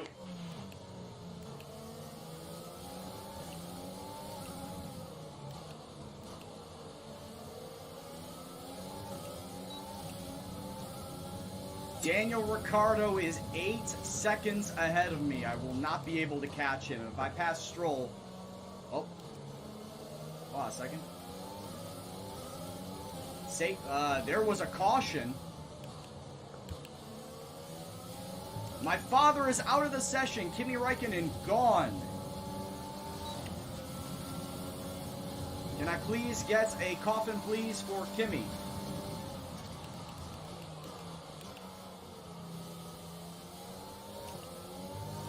And he goes around the outside of Lance Stroll, and he's up into 6th.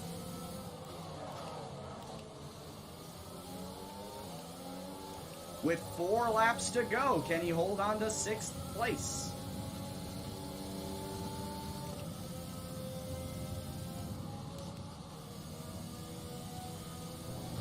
But like I said, Daniel Ricciardo, 8 seconds ahead of me. I'm not going to catch him. So this is just a case of trying to hold on to 6th. Well, all my DRS buddies are gone. I don't have anybody to piggyback DRS off of anymore. Be aware we expect the grip levels to start falling away soon. I mean, that was the whole reason why I was able to do what I did, was having DRS buddies.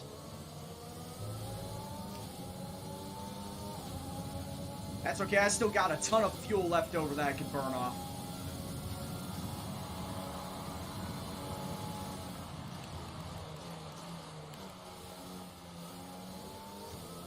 I've got all that fuel left to burn off thanks to good old safety car that came out.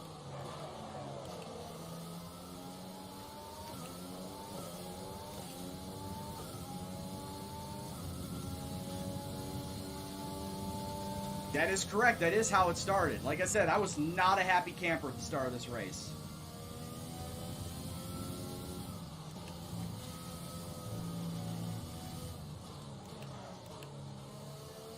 Yeah, my tires are, except for my left front, all my tires are low 30s. I think my left front is just hit the 40 range. Yep.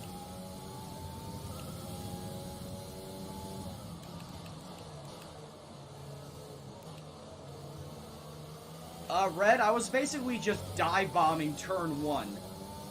I was dive bombing turn 1 every single lap because I had a DRS buddy and a shitload of extra fuel. We have 2 laps of fuel remaining. I just basically threw on the heavy fuel mixture, threw on overtake and DRS, and just sent it into turn 1.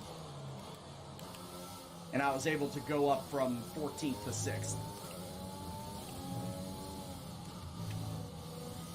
Actually, no, it wasn't 14th when I started doing that, it was 16th. So I moved up 10 spots by doing what I did.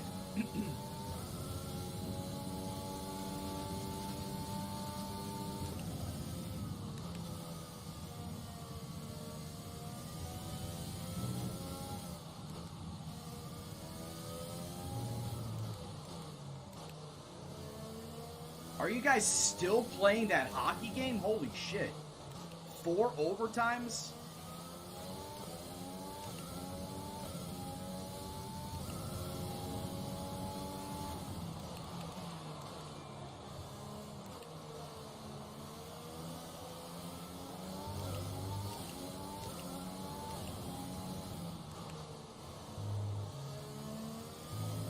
Alright, coming to the white flag. I have no idea how far back I am from the leader, but it is officially white flag time here at Zandvoort. And here I sit in 6th place. I'm not catching Daniel Ricciardo for 5th. So, a very solid day, I would say, after, you know, starting out beating and banging and throwing my toys out of the pram of how fucking bad the qualifying was. I start 11th, I drop to 16th, and ultimately I'm going to end up in 6th place.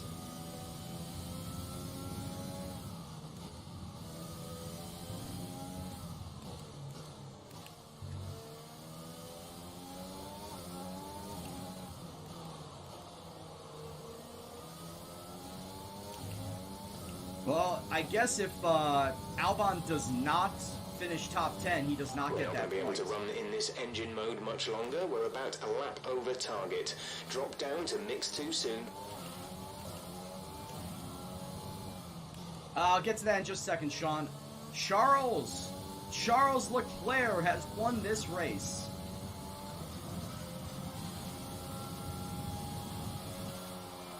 And officially finishing in 6th That's place. the end of the race. We'll see you in Parc Ferme. Alright. Yeah, but I got a fucking headache after that, Sarancia, so I can't really continue to do that.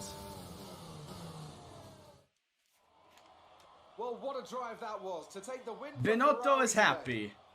Binotto is happy that Ferrari has won a race. Tell me, Ant, how did they manage to achieve this win? Charles It was a question Leclerc. of right place, right time today. We were looking at an entirely different race before the safety car came out, but they were able to take full advantage after the field had been bunched up. Yeah, in all honesty, Delios, it's been doing that for the last couple of days. Since the update came out yesterday, it's been doing that. It was doing that in qualifying too, where it would show the position of the time that I had before I set my fastest lap at the end of qualifying. It would show that first. Like, it would say I'd be 20th or, you know, something like that.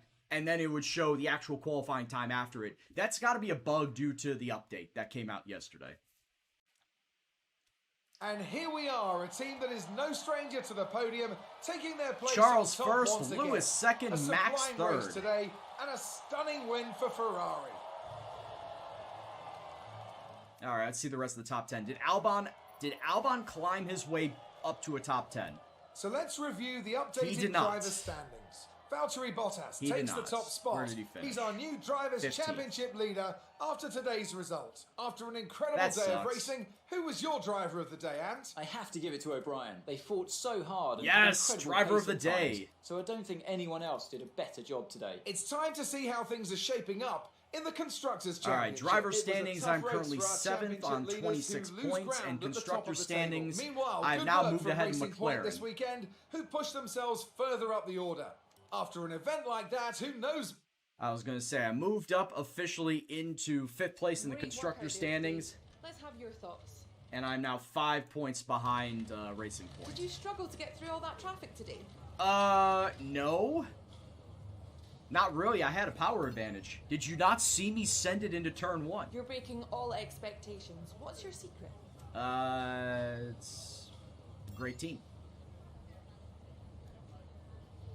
Great. Well, that's everything. All right, that is everything. Oh yeah, I wanted to check and see what the Blackhawks are doing right now. I think, are the Blackhawks playing right now? No, fucking hell, the Blackhawks are playing at 9:30 Chicago time? Jesus. I was going to say, I'll just finish the stream up and then go and watch the game. Holy jeez. All right, sponsorship money coming on in. An extra $1 million in the bank. And, oh jeez. Look at all that damage. We're not making money from damages. We did not make any money from the damages. I had wrecked the front wing, so no money coming from me. Albon, though, still got a little bit of damage, so we only got 48,000 out of a possible 100 million. That's not good. That is not good in any way you look at it. All right, so 2 days before the Spanish Grand Prix, let's take a look and see what I can do. Reaction training adds awareness, sponsor events, driver promo filming, or durability team building. There really isn't anything that I could do.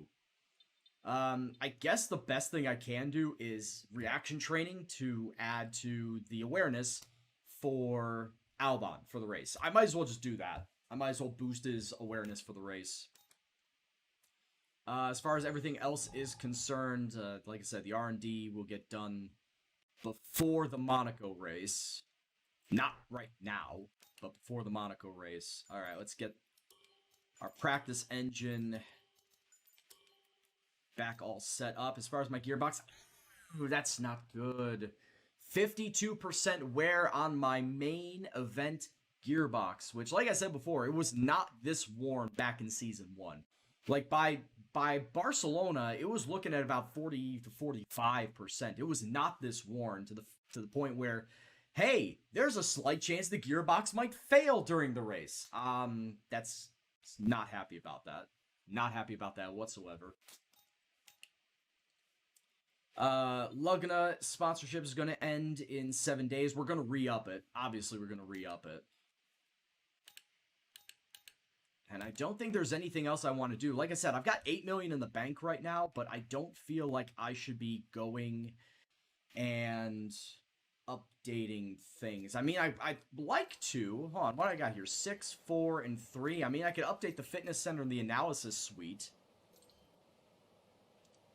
But like I said, I want to make sure that I have enough money for when I have to re-up Alexander Albon. And like I said before, once his driver acclaim boosted from 12 to 13, his contract went up as well. So it's not a 7 million base salary anymore, it's 8 million. So I got to make sure I have 8 million by the time I hit Austria. And I'm just counting it down right now. 1, 2, 3, 4, 5, 6. That's 6 more races. And if I'm making a million a race weekend, that's, well, 6 million going forward. I got to make sure that I have, if it's going to cost 8 million, I got to make sure that I have 14 million. Well, obviously 8 million for that, but I mean, I'm trying to think about, upgrading other stuff. Like if I wanted to upgrade the sim. So if I do that, I'll be at 1. No, that'd be too much. 1, 2, 3, 4, 5, 6. Okay, so hold on a second. So 1, 2, 3, 4, 5, 6. So 6 million on top of that is 14 million. And I want to make sure that I need to have at least 8 million So as it stands right now, I have enough to sign him. As far as facilities go, I'd love to boost the personnel. I'd love to boost the racecraft and the awareness on him. Not so much the experience, even though experience does boost up R&D points. I'd rather boost up the racecraft, excuse me, and awareness. 4 million. Yeah, I will have enough money. I should have enough money to sign him, to re-sign him at that point in time. Not mid-season, Sean. Hey, Leclerc Kaijus, or Kaijus, thank you very much for the follow, or the host. My mind's gone right now. But not mid-season, though, Sean. See, that's the thing. If it was at the end of the season, yes, I would need to have that extra money to save for him. But mid-season, no. I just re-up his contract. So, I mean, I could save right now, or I could go after the fitness center. Choices, man, choices. I'm not going to be boosting any of this, though. Henzo, I finished in 6th place. Yeah, that's 15, that's 5. Yeah, I really want to give him a fitness boost. I Gendo bombed everyone in turn 1. I went from 16th to 6th.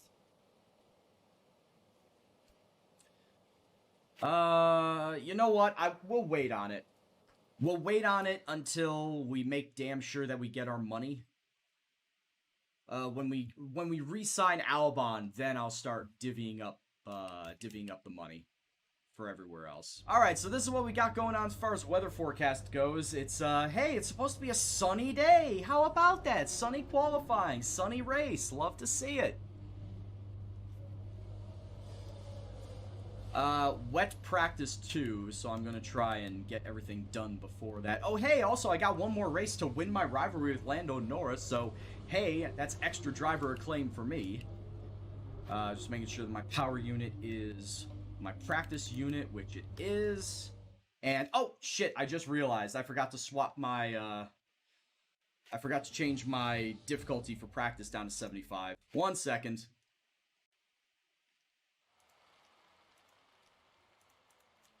I forgot to change my difficulty. You're going gray and you're 33. I actually saw a gray hair in my beard. The first one, like 2 weeks ago. So, I'm right there with you, F-Was. I'm turning 33 in October.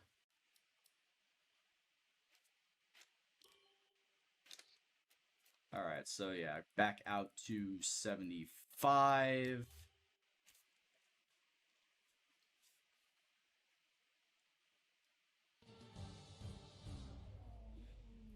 I mean, good for you, Sean. Everybody has their hair differently. Everybody has their genes work differently. Like I said, I started balding 10 years ago, and I knew that it was just going to be a matter of time for it to all go away. It sucks, but I'll live with it. Alright, Spanish Grand Prix all ready to go. Let's go and get our free practice programs done so we can get some free money. Free sponsor money for fastest lap time in free practice.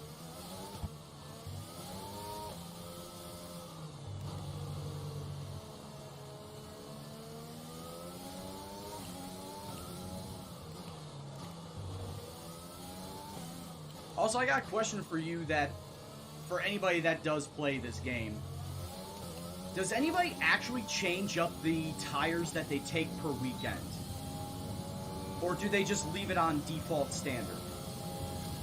Because there are 3 things, hold on a second, there are 3 things, I didn't want to do that. There are 3 sets that you could take. You could take the default set, softer set, or a harder set. Does anybody actually go and deviate away from default?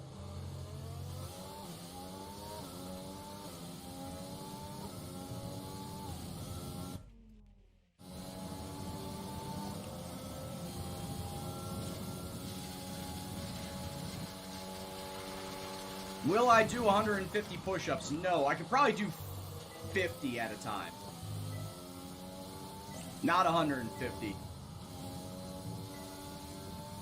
Like, I've figured out what my breaking point was for push-ups, and it is roughly 50. At 40, I definitely start to slow up, if not almost fail, but by 50, I'll definitely fail.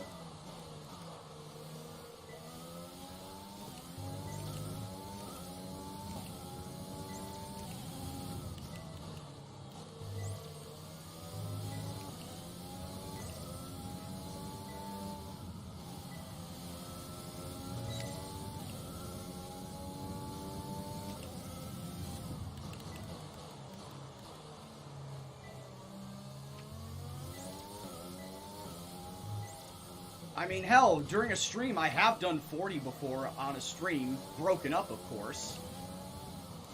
But if we're talking about in a row,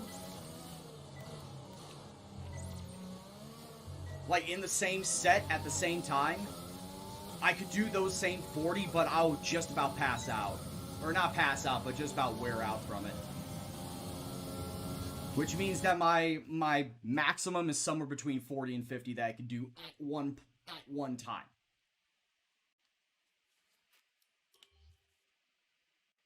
Depending on the weather, you might go softer or harder, but you rarely do. Yeah, I feel like it's best to just go with the default set of tires. Am I going to have to start deleting clips? No, I'm not going to delete clips.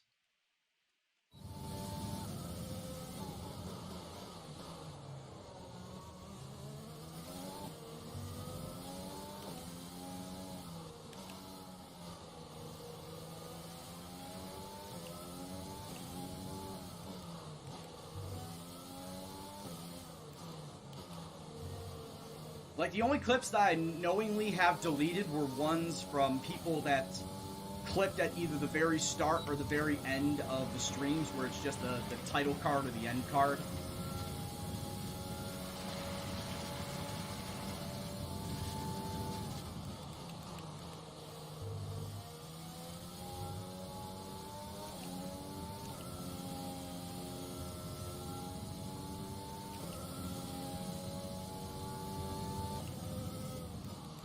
Yeah, as Teichman says, push-ups, sit-ups are before the race. After qualifying, before the race.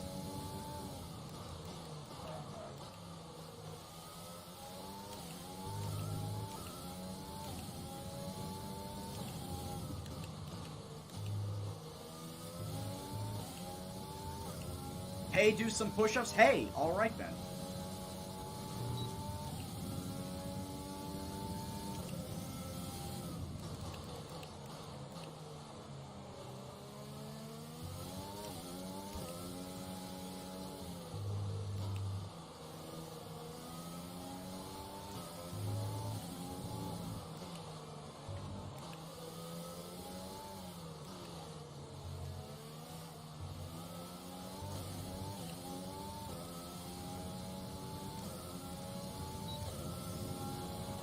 Do I not go down? No, I don't.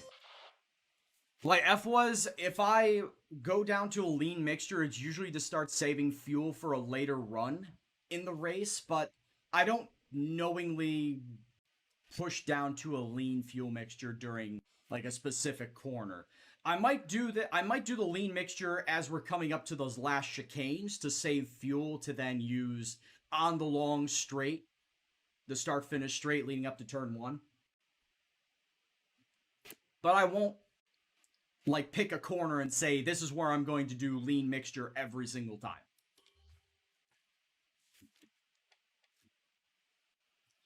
Hey, Joe, how you doing, bud? Yeah, I got a little mad before the Dutch Grand Prix. Can you tell?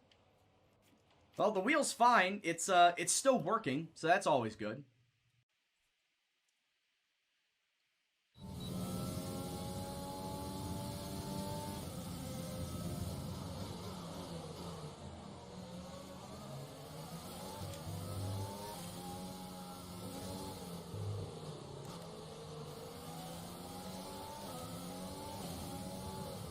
Well, I mean, I can't really practice it now because I'm in the ERS management.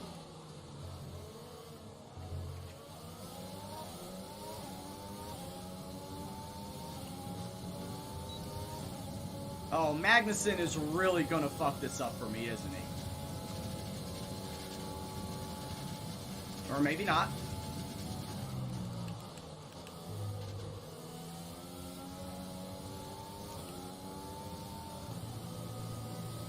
Oh, curbs, Brian. Curves are ice. Curves are the devil.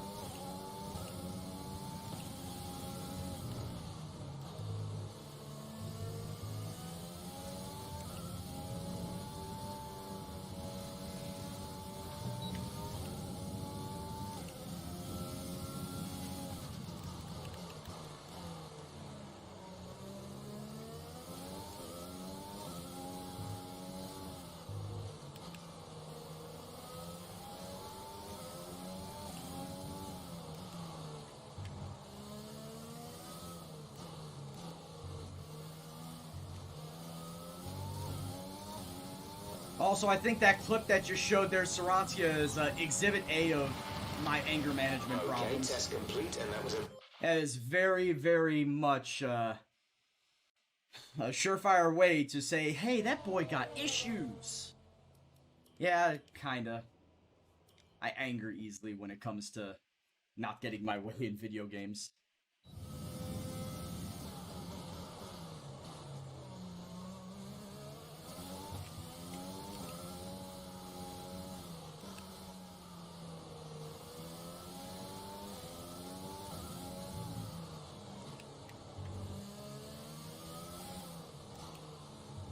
Oh, shit.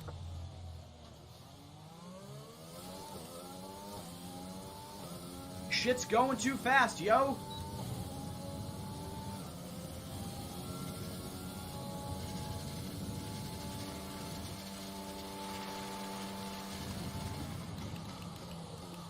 Yeah, the Logitech is proving a very resilient wheel. But you can't take much more, Captain! She's going to blow!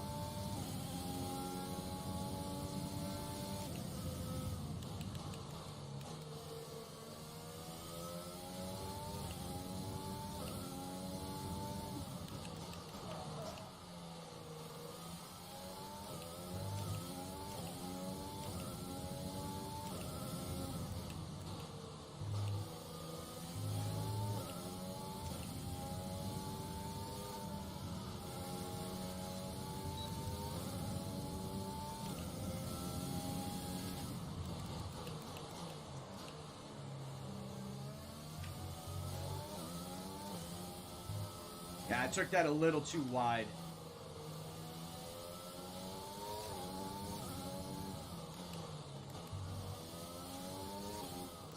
No, I won't, Plankton. That's right, I want to go into a lean mixture there.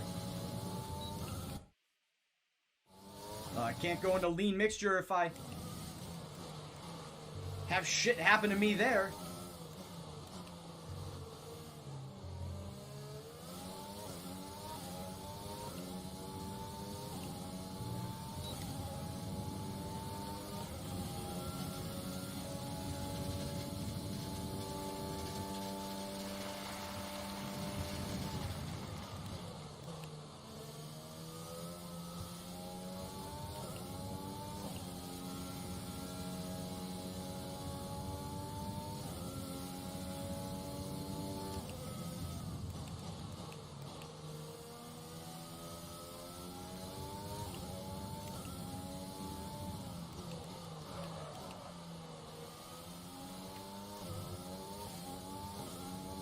So F was kind of like what I was doing during the straightaway catch-ups I was at Zandvoort using.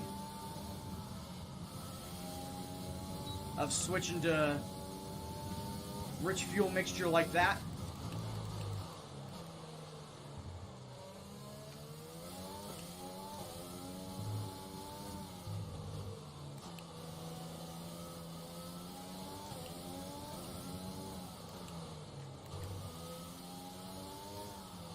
You mean that's right, my engine won't overheat in dirty air.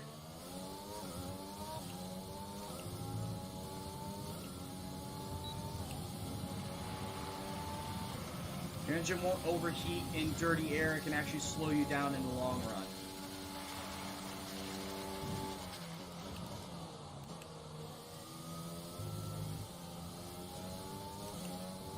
Okay.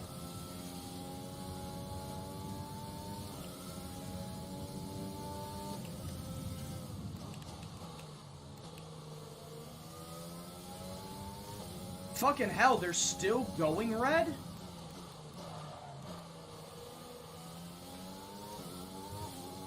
I'm surprised they're still fucking going.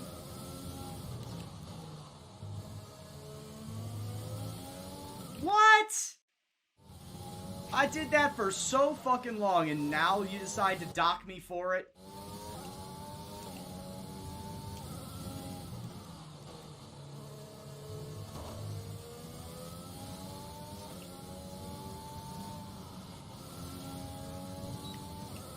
Well, yeah, because you're behind somebody. Hence, you're not getting a good air intake.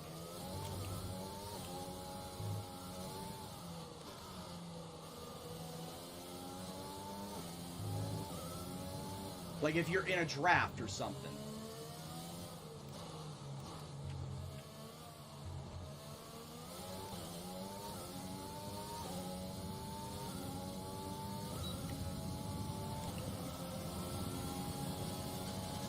All right. Turn to garage. We're good with that one. Moving on. Fuel management. We'll worry about that one. Fuel management, I know, is going to be one that's going to suck.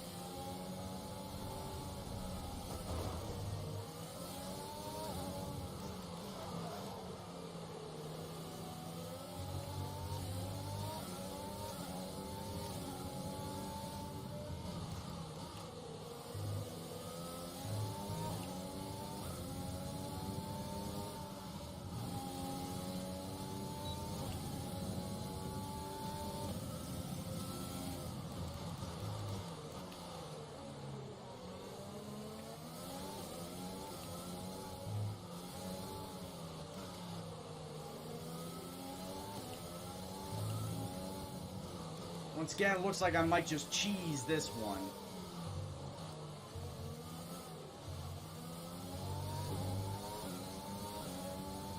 Alright, where's the start-finish line? Cheese it, cheese it, cheese it! Oh, couldn't cheese it all the way. Damn. Alright, what's the last one? Qualifying pace? Alright, we're gonna have to do it with a little bit of a busy track.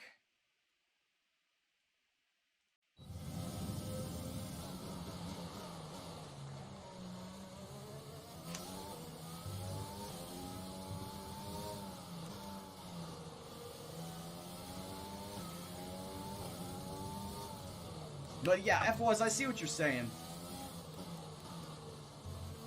I understand what you're getting at. Basically, just don't overheat your engine.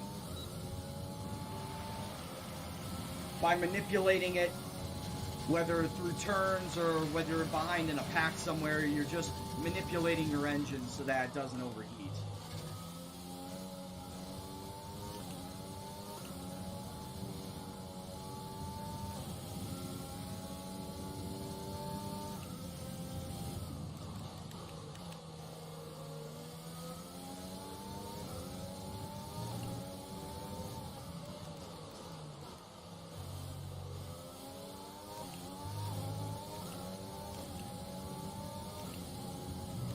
and so you can get the most out of your engine.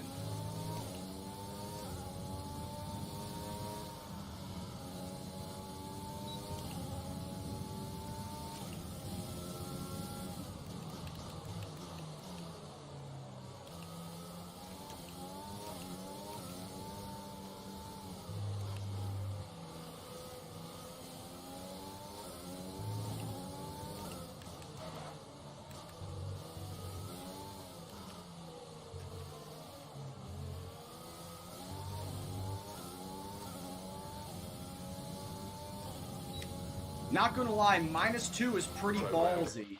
-2 is pretty ballsy in a non-wet situation.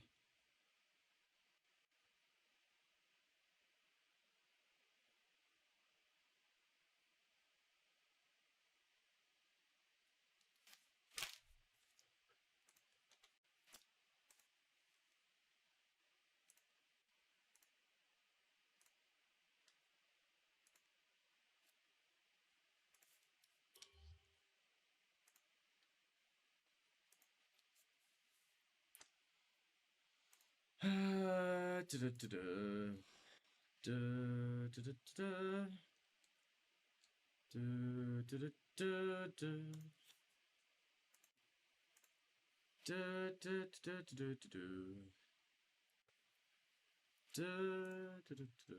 what have we got? 1, 2, 2. Okay, so yeah, we're all good. We're all good for push-ups and sit-ups for the next session.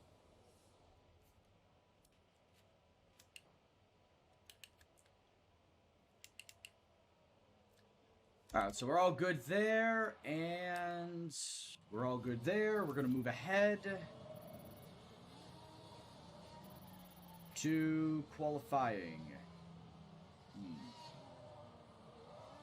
And with all the cars now over the line, let's see our top three again. O'Brien, Bottas, and Lewis Hamilton. What an incredible practice session. The fun doesn't stop here, though. Join us again as the rest of the weekend unfolds.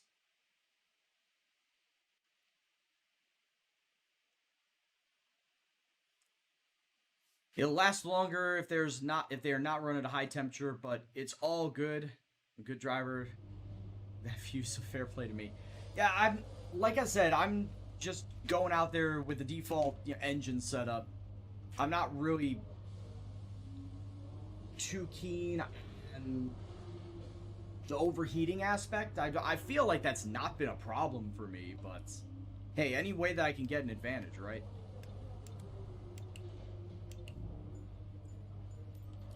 Is that ahead? Alright, getting my practice engine out and installing my real engine.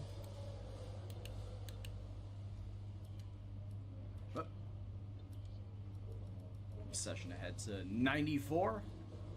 Now, Barcelona has been one of those tracks where rain or shine, I just cannot seem to get a solid lap around. Even on a fast car, it does not seem like I could get a solid lap around it. Alright, another 920 resource points. Small boosting from everybody. Now, in iRacing, you can actually drive the historic track of Barcelona. You can actually drive the historic layout of it, going around that. Instead of taking that hairpin after the DRS zone, you go around that carousel back there. And then, of course, instead of taking the chicanes, you take that far outside road. So they do have the historic layout perfectly modeled that, hell, if you want to drive it in racing, you can. I've only driven it once. I'm trying to remember what series it was in. I think it was in the Mazdas. It was the MX-5 Cup that drove the historic Barcelona circuit.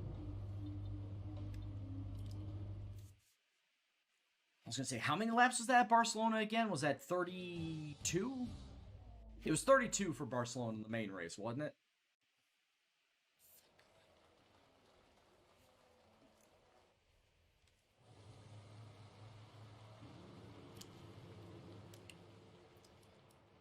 Alright, once again, couple of laps going on. Medium tires. fuel load. 7 kilograms in there. Give it a ride.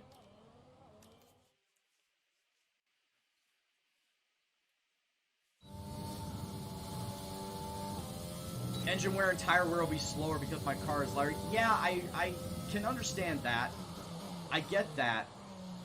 But I feel like my car really cannot be in that position where I have to be driving slower on a lower engine mode at this point in time. I don't feel like my car is at that point where it can be good enough to drive on a lower engine mode and still be competitive top 5 or even top 10.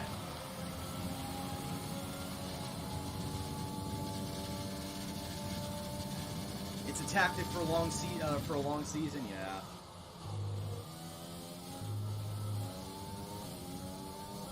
So I don't have to continuously change out engine parts.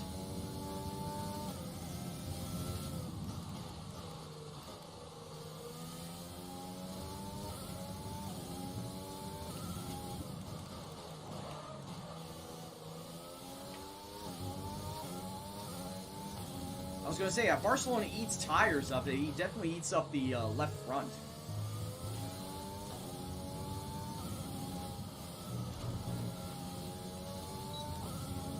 If anything, this eats up the left front more than anything.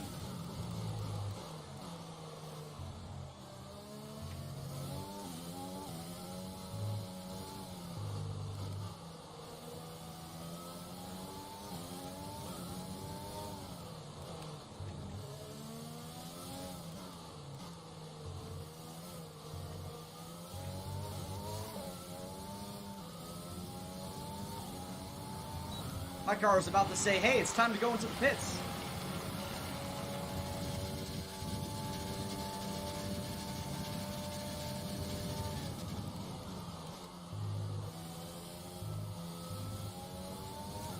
But yeah, F was I may be a decent driver, but when it comes to the strategy, the tactics aspect, I can't really say I'm most adept when it comes to that.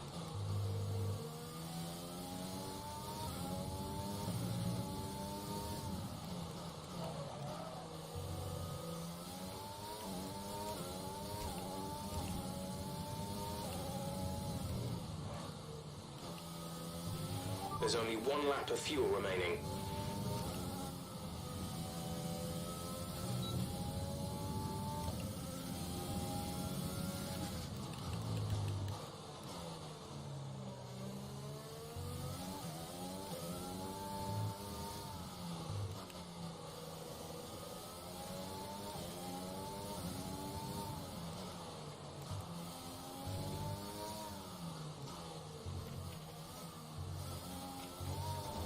Ah, damn it.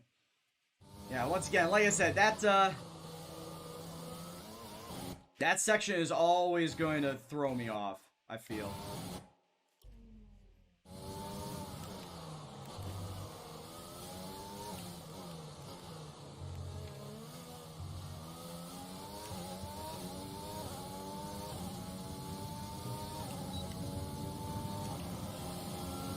All right, almost a half second faster on the mediums. Let's now move on to the softs.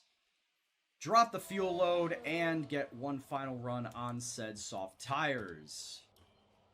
You know, standard operating procedure at this point in time.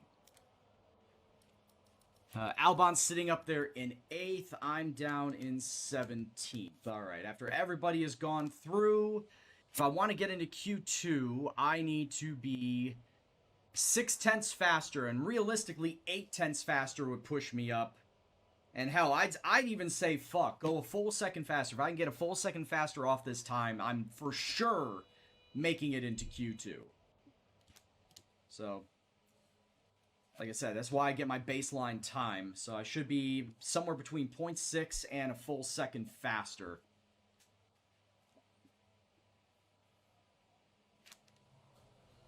Alright, take it easy, Nikki.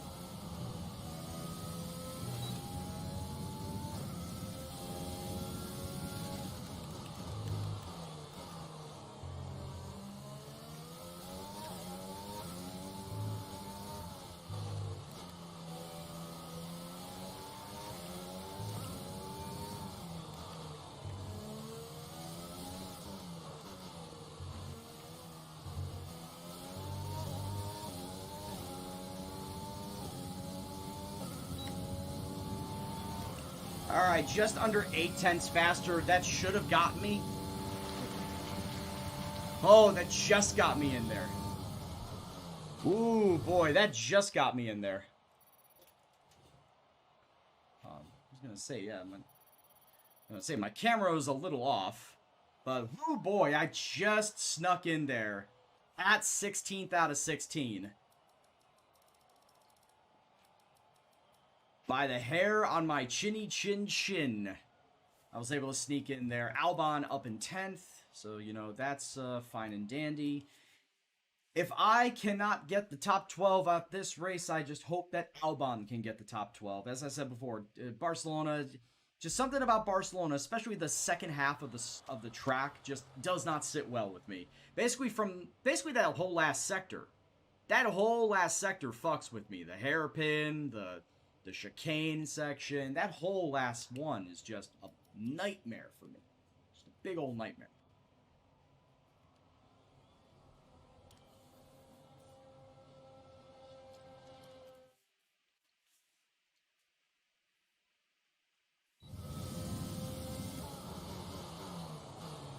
Because, yeah, it's basically the last bit of DRS leading into the hairpin that starts Sector 3. That's pretty much where I'm going to lose all my time. And I know I'll lose all my time, too.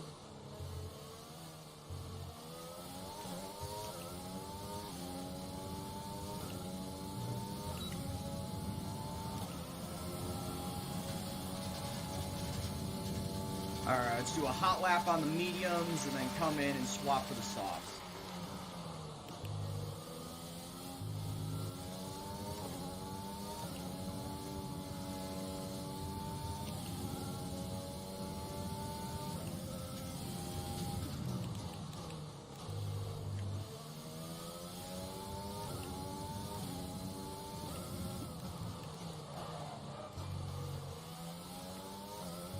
Saransi, if anything, Albon's gonna kick me out.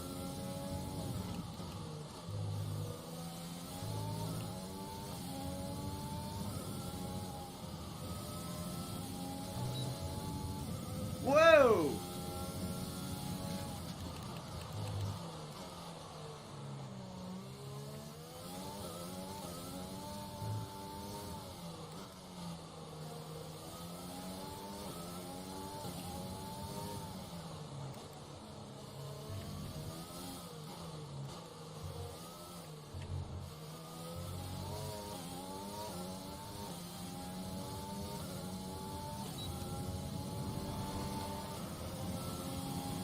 Yeah, 117.4. Are you sure about that, Sarancia? Are you sure you know my plans?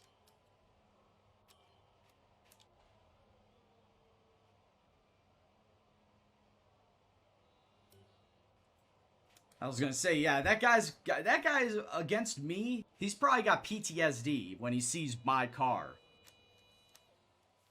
Alright, if I want to get into Q3, Albon needs to get into Q3. He is 4/10 off. Sorry, he's only 2/10 off. I'm a full fucking second off of Q3. I am not making it. Albon is like 3/10 away. I'm a full second off.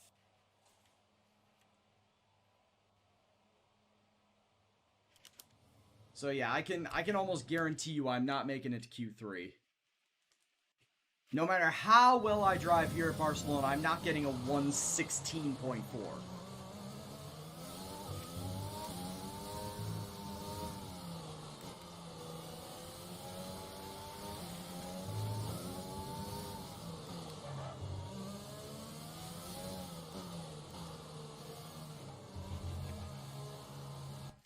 Fucking track limits.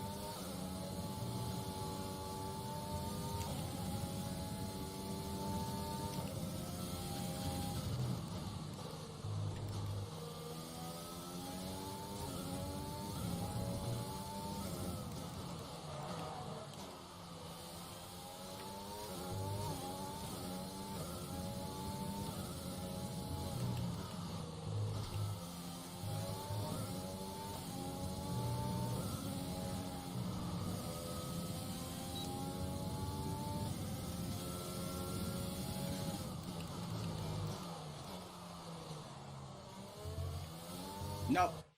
Even if I did take that right, I'm not getting this.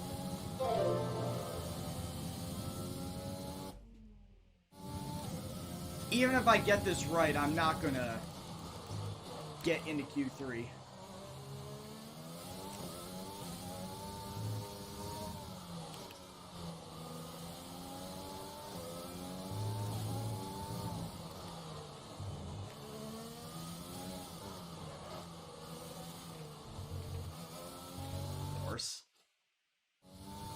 Of course I take it wrong.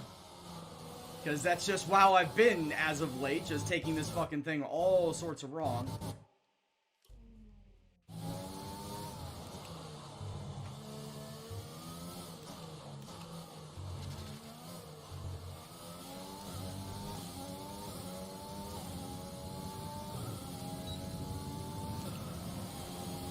I actually almost made up that last second. I almost made up that last second that would have put me into Q3, but I end up in 12th place going in. It's a decent starting position. Obviously, I'd like to finish around that, if not in the top 10, but, you know, decent starting position. Albon does make Q3. Let's hope that Albon can, you know, have a respectable starting position and not fuck up his entire pit stop. Lewis Hamilton did not make... Look at this. Lewis Hamilton did not make Q3. He only made probably one go-around on the mediums. He did not go out on the softs. So Lewis Hamilton starting outside the top 10. I'm kind of surprised at that. Kind of really surprised. Sergio Perez, top 3. In a Racing Point. In fact, both Racing Points are in the top 10. Huh.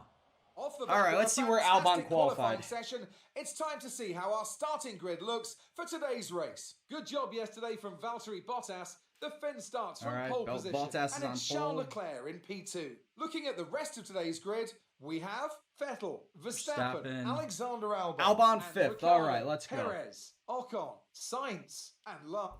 Alright, so Albon is starting 5th. After the points finish last race, let's aim to keep the momentum going. Hell, if I can't get the points this race, I'm sure Albon will. Like I said, he's starting 5th. So, as it stands, the AI is telling me to go medium hard. And to be fair, Barcelona is an eater of tires. We do know that Barcelona is an eater of tires. I'd rather not do a I'd rather not do a 2-stop. Yeah.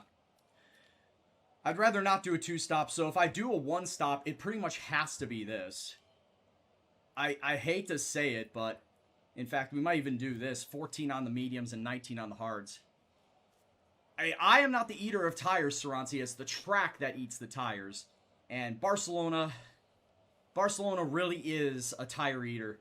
So I think I might go, because it's almost a full 10th faster, I'll go pit a lap earlier. We'll do 14 laps on the medium tires, 19 on the hards, and yeah, 1-stop. We'll go with the 1-stop here. I don't really want to do 2 stops. I don't feel like 2 stops here is a good idea. So we'll just do the 1-stop and hope that the tires wear out. Or wear out not as much. So, starting in 12th, and Albon starting in 5th. Where do you think I'll finish? Where do you think Albon will finish? Do you think we'll get a double top 10? Do you think Albon will get a top 5? Do you think Albon will podium? I think with Albon up as far as he is, he's got a legit shot at a podium. He's just got to get his pit stops right. I feel like he has to get his pit stops right in order to get a podium. But I'll settle for him getting a top 5.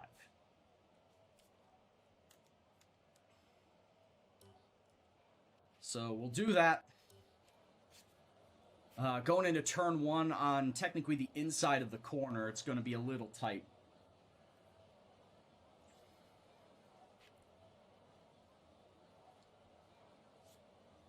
I would hope I would hope I'd get a top 10 with a 1-stop. But like I said, Sector 3, I suck. And I know I'm going to lose the most time in Sector 3.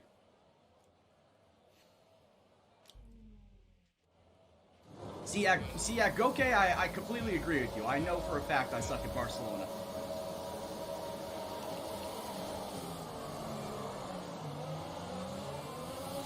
And I did not get a good start either. Oh, I got turned! What happened? Let me know you're okay. I didn't think it was that close to me.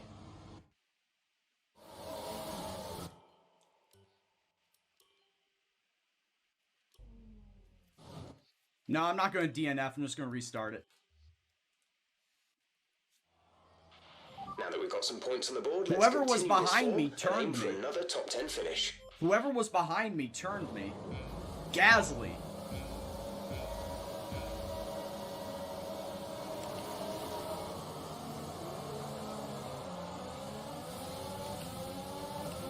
That's what I was trying to do. Shit, god damn it.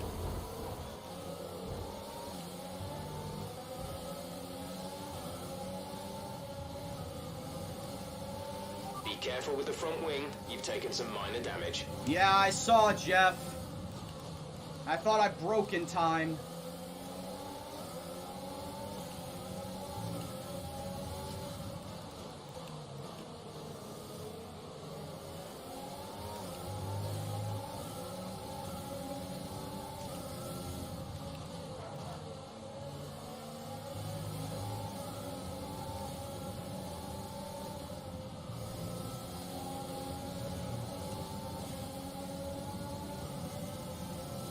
Okay, restarting a session does not count as a flashback.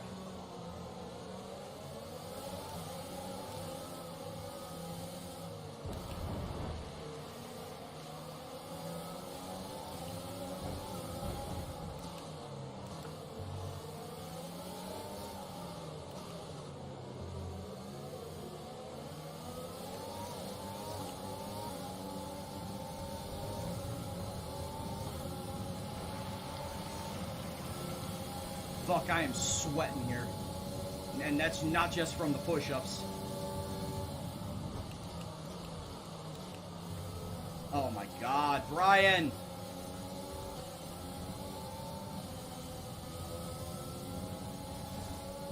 I can't turn to the right!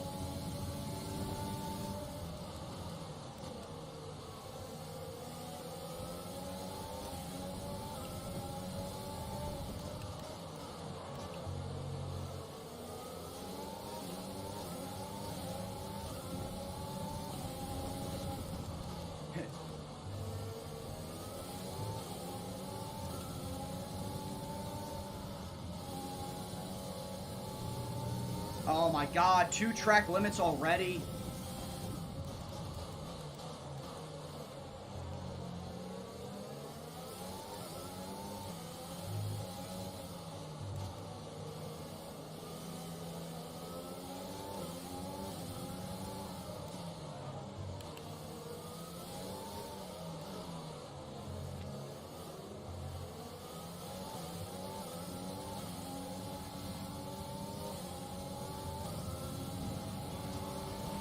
DRS will be enabled this lap. You can use it when within 1 second of the car ahead and in the DRS zone.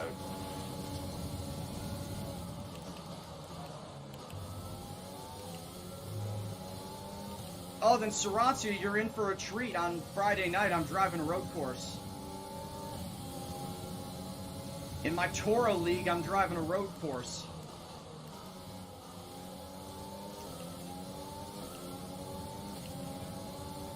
It's not going to end well. Just going to say that right now.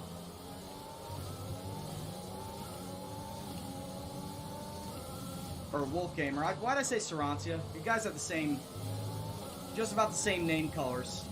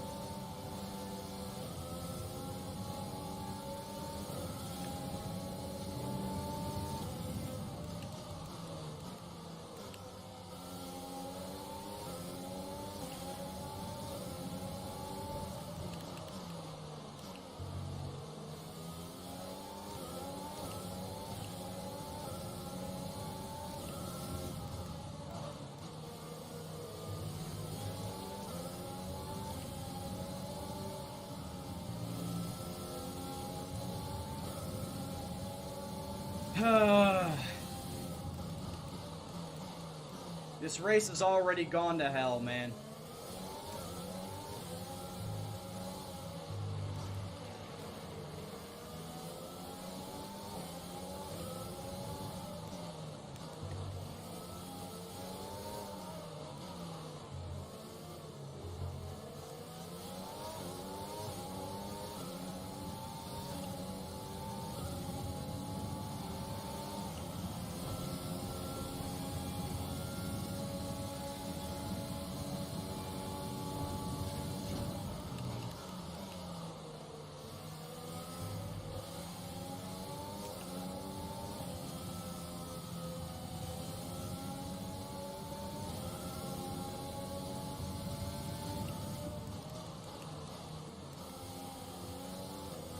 I'm leading the medium tire group on a fucking busted front wing there, F was.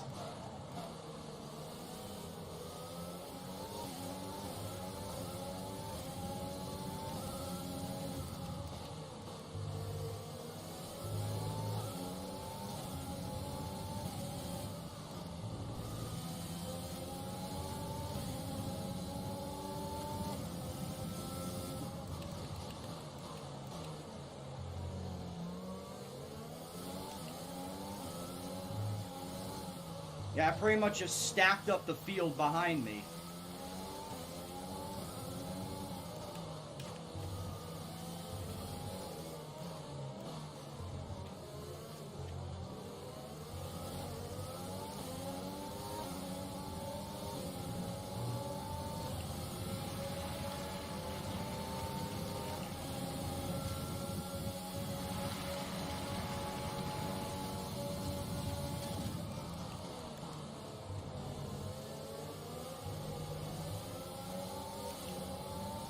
Well, was leading my tire group.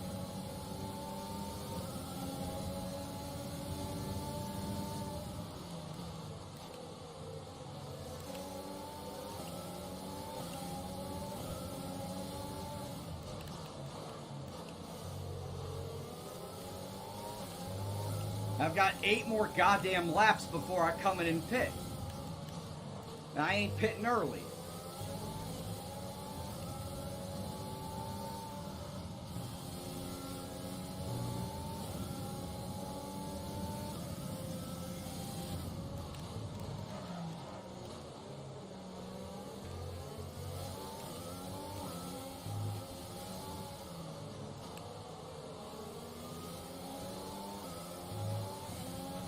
Alexander is coming in for his stop.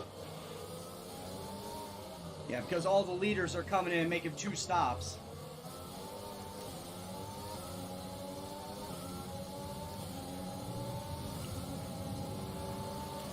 We advise moving to mix 2, fuel to mix 2. Oh yeah, bringing back the Godfather shtick? Hell yeah, bud. I just need a hoe train, though. I just need a good old line of hoes to come out to.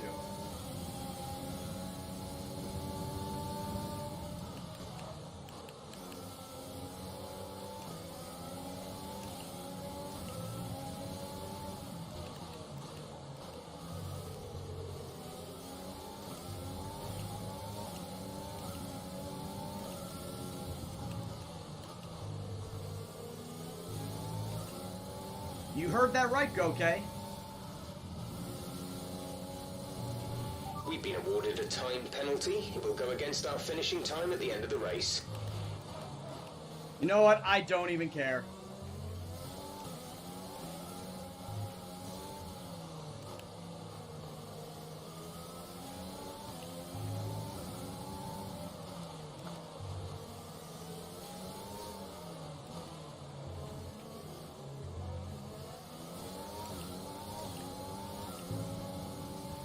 I legitimately don't even care.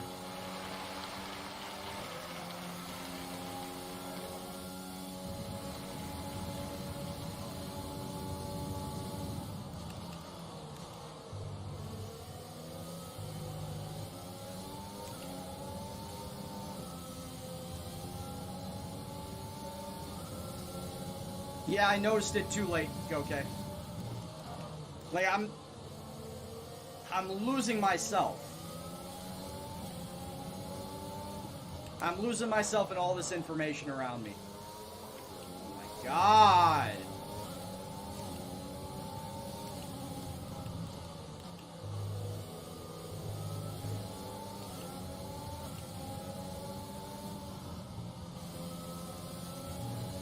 And as the tires go, the turning gets even worse with the fucking busted front wing.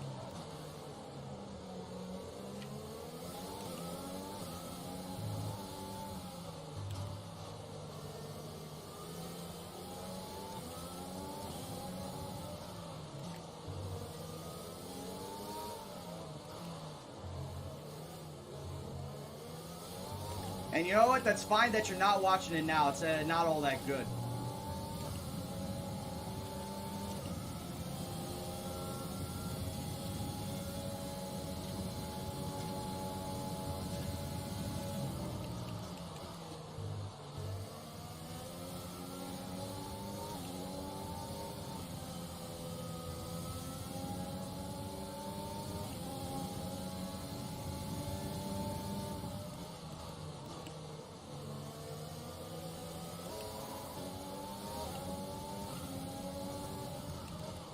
Man, look how far ahead Lewis Hamilton is. Lewis Hamilton all the way in first place, 16 seconds ahead of me. I'm 3 seconds behind Gasly.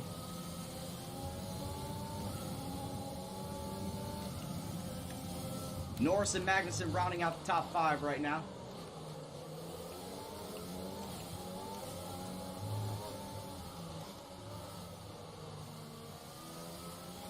Oh yeah, he had a great gimmick and he was a decent worker of the ring too.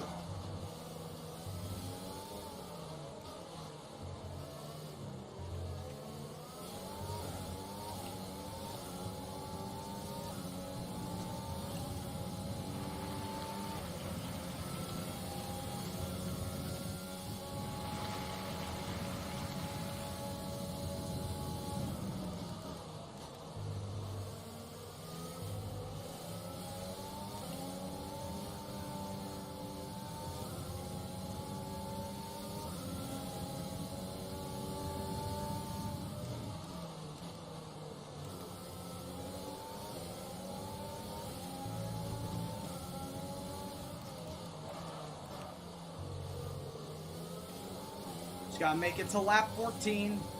Just gotta make it to lap 14, that's all.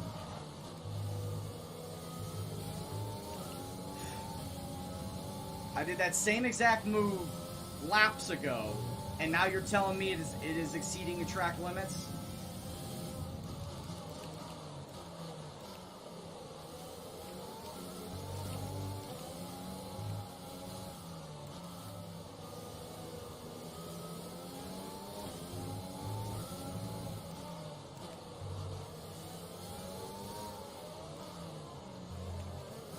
Oh, for fuck's sake.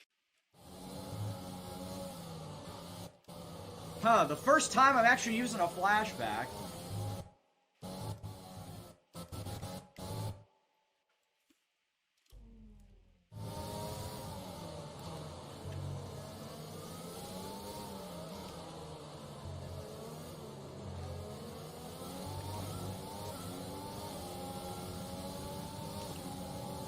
Like I said, just gotta make it a lap 14, man. Just gotta make it a lap 14.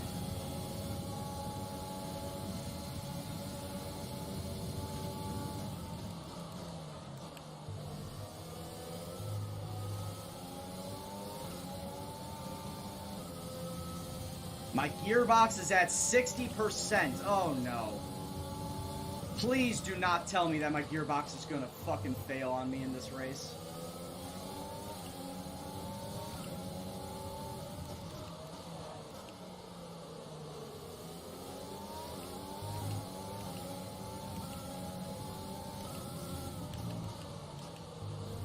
Like I said before, Barcelona is notoriously bad on your gearbox.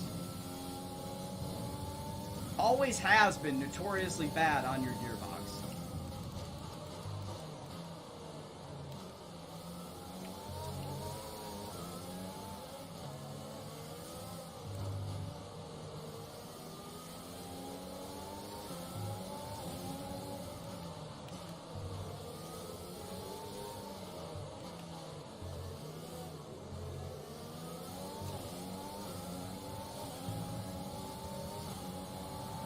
I don't know what pitting a lap earlier Approaching would the pit do for window, me. you'll be on the hards.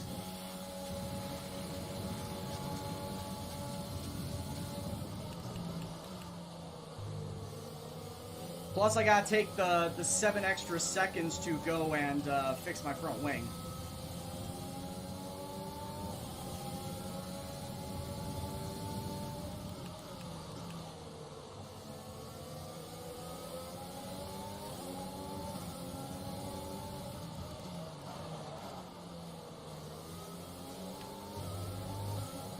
Is it worth the gamble?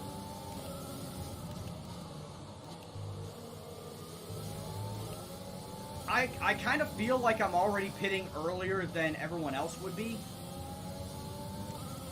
But would it be worth the gamble lap 13?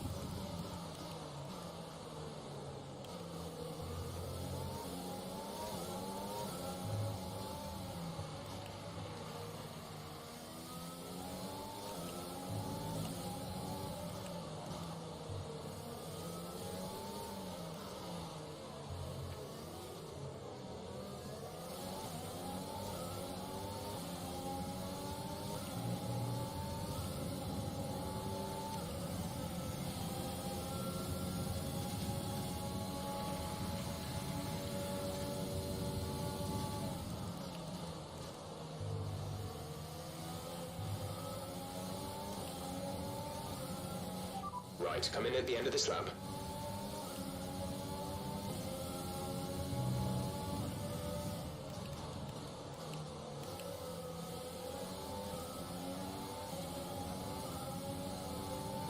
You know what, chat? I see your point.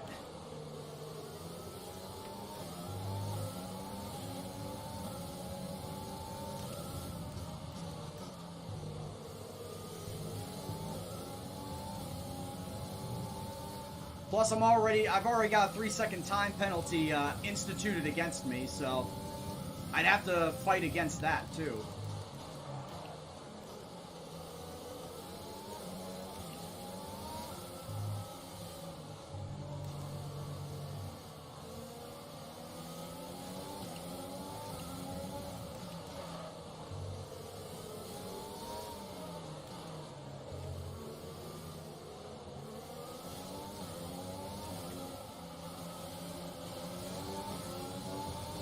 We'll see. We'll see if it works.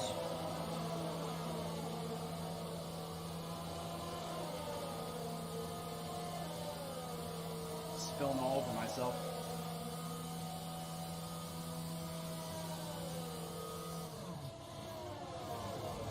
Alright, so 7-second pit stop due to front wing.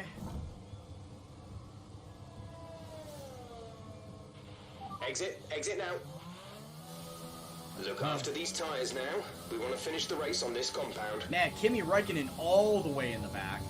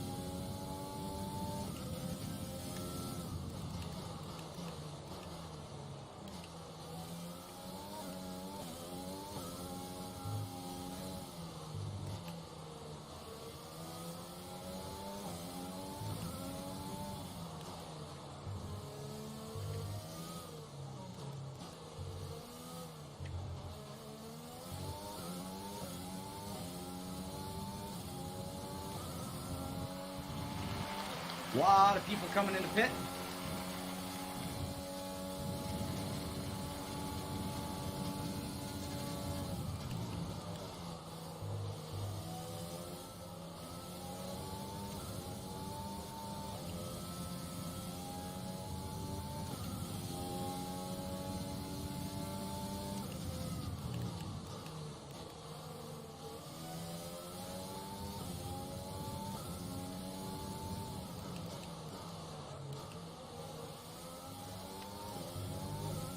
I don't know how many people came into pit.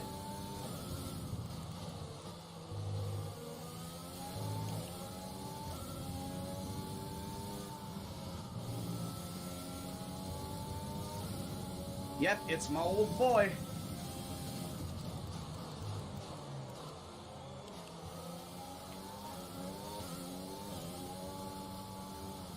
He's driving for Renault right now.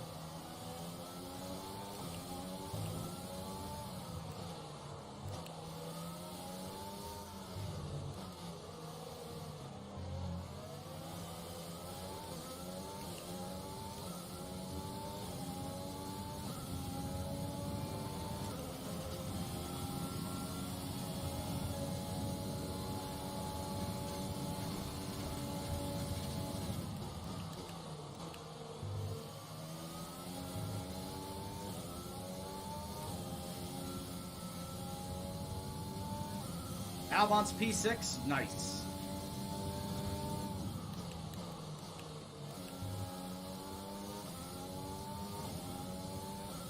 Albon has to come in and pit one more time.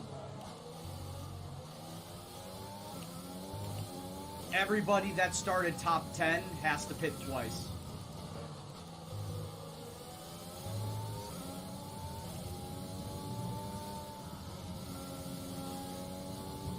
So I hope that he's building up enough of a lead that he can not have to worry about pits when he comes out. Or positions when he comes out.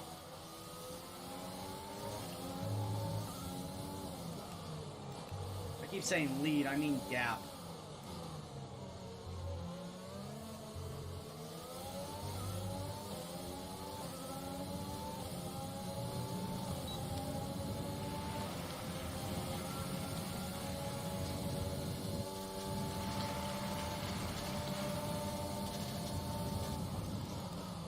Eat shit, Correa!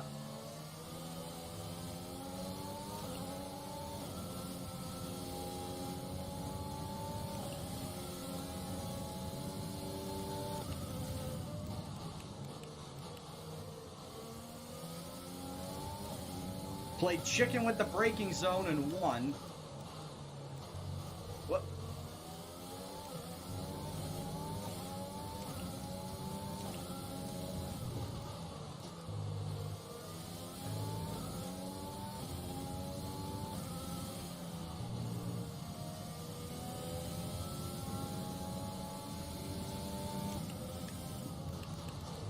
Oh, why the... What am I doing? I'm pressing fucking random buttons now. Shit.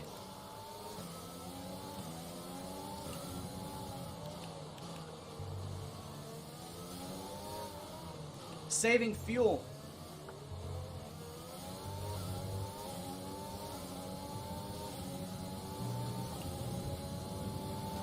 To make a push like this.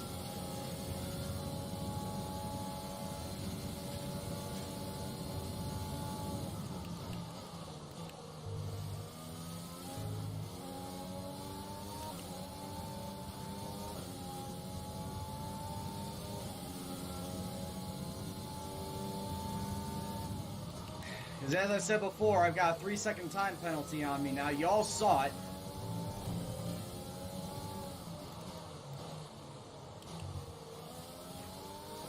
So I was just saving fuel for any future push that I would need to do.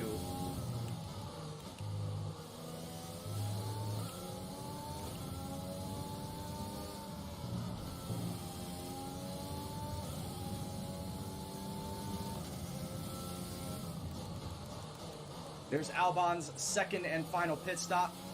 Alexander is in the pits. Alexander in the pits.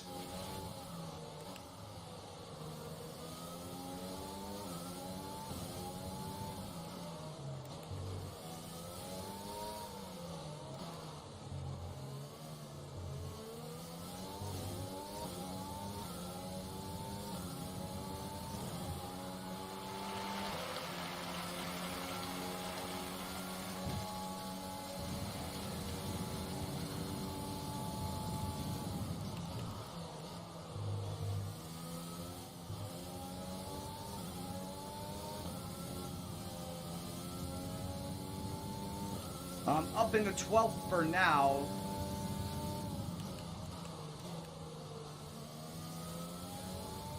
Still don't know in what position I will end up in with time penalty. Might drop all the way back down to like 15th or 16th.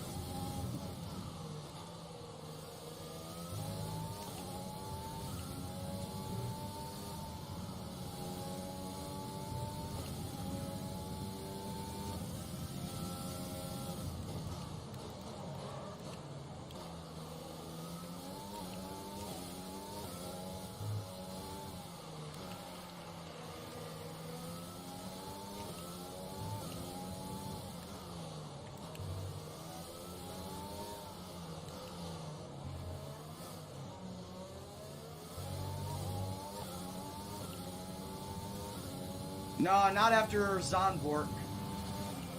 We've pretty much burned off our excess fuel. We'll be back on target soon. Don't wait too long to turn the engine down.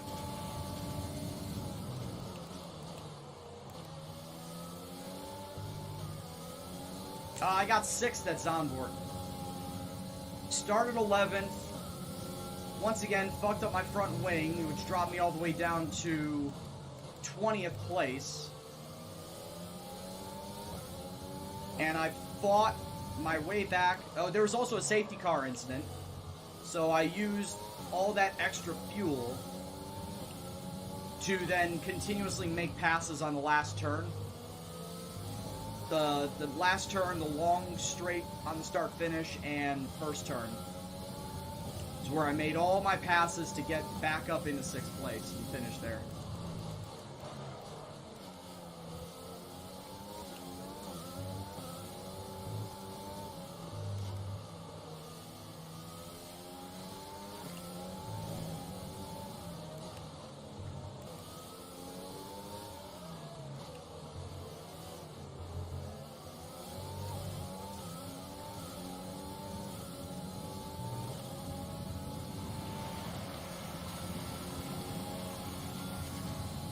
Alright, 13 laps to go.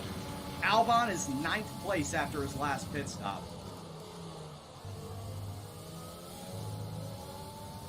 I know that because I see him on my relative and on my screen.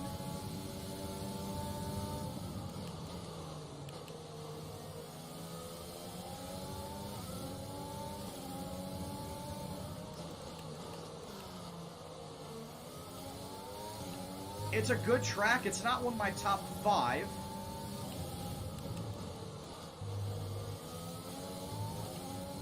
It's one of those that I can maneuver my way around. That I would say I know how to maneuver my way around it. Like with France. Like, I may not be a big fan of France, Paul Ricard, but I know how to maneuver my way around the track. I really hate the layout of Paul Ricard. Zandvoort is decent, but like I said, it's definitely not one of my top 5. It's not going to unseat my top 5. Shit.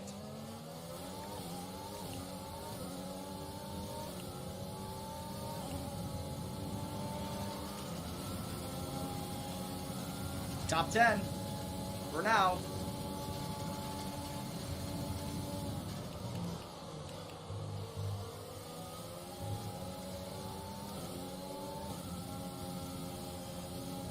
It's like, I just gotta keep putting that disclaimer there. It's like, I'm top 10 for now. There's that time penalty that I decided not to get rid of. France just fit your driving style. Different strokes for different folks, no worries.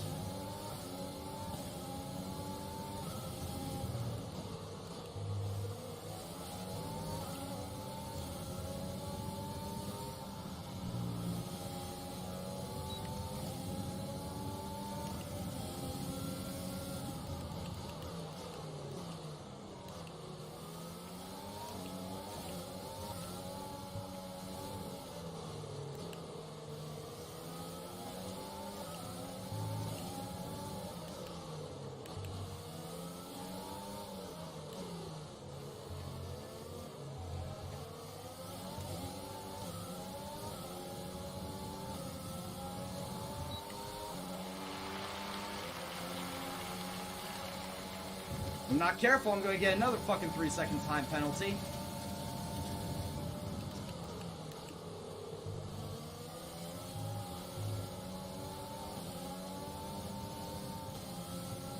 So I'm just not driving well here at this track.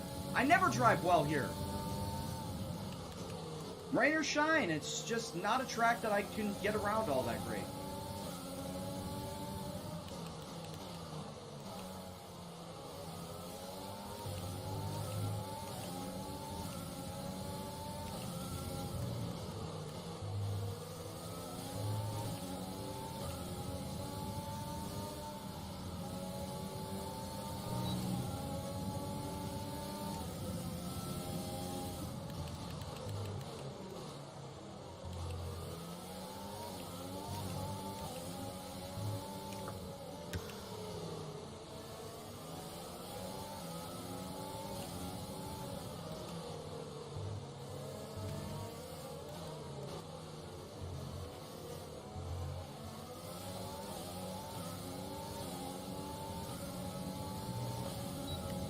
See, and then the AI just shoots off like a fucking bottle rocket.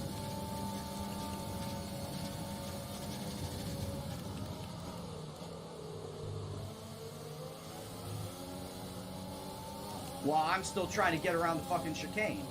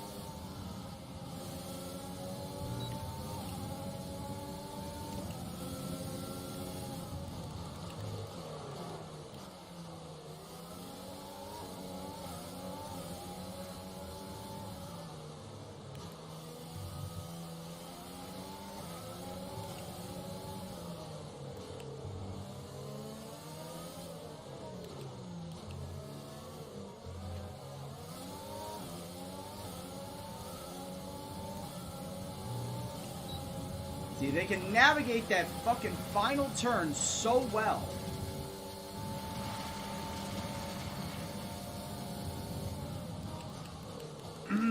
Fucking Magnussen, man.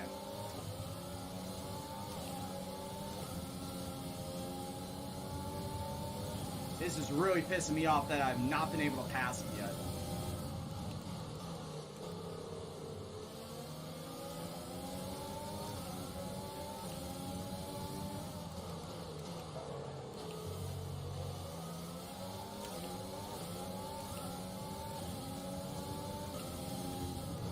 Coming up to 8 laps to go.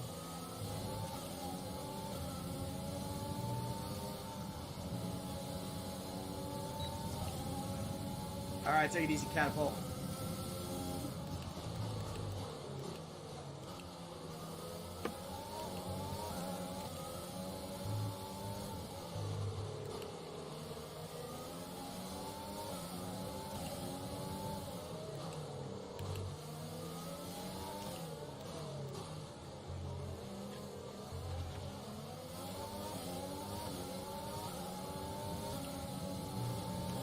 See, and then he just takes off like a fucking rocket. And I'll never get him by the time we reach the end of the straight.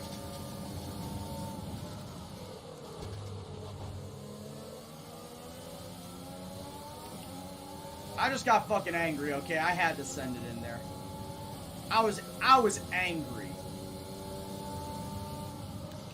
that I was not able to pass him.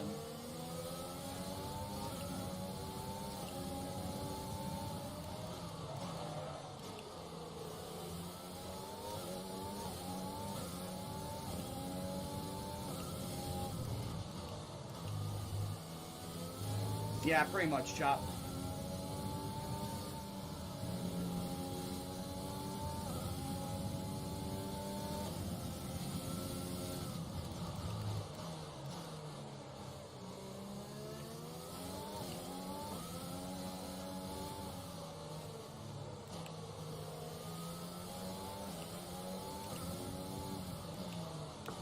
Albon is ahead of me in 8th place.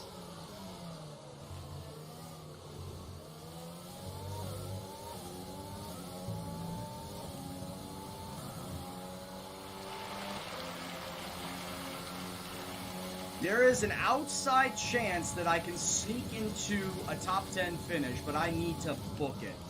I really need to boogie these last 6 laps to get that 3-second gap on Magnussen. There's an outside chance I could get that 10th spot.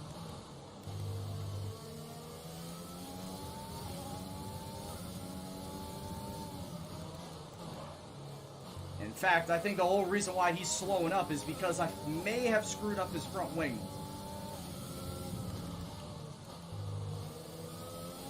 I may have legitimately screwed his front wing up.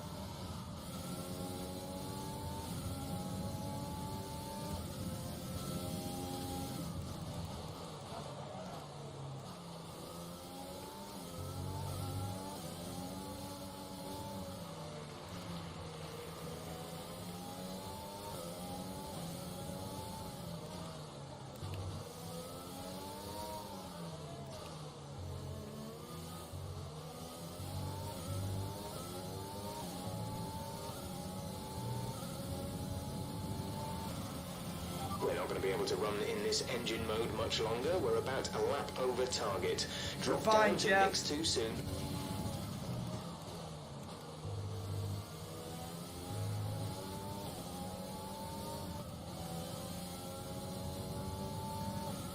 I know what I'm doing, Jeff.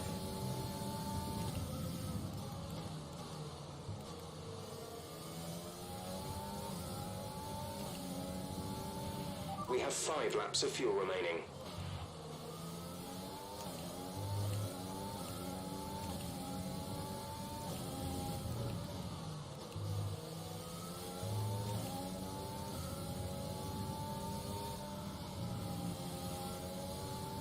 Lewis Hamilton's just casually sitting back here getting fast lap after fast lap.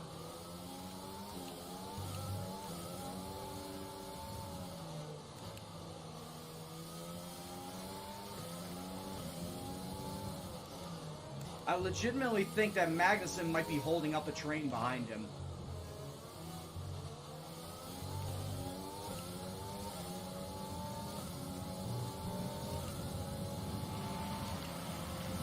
Albon is pulling away from me. He's trying to fight to get to Giovinazzi, which is fine.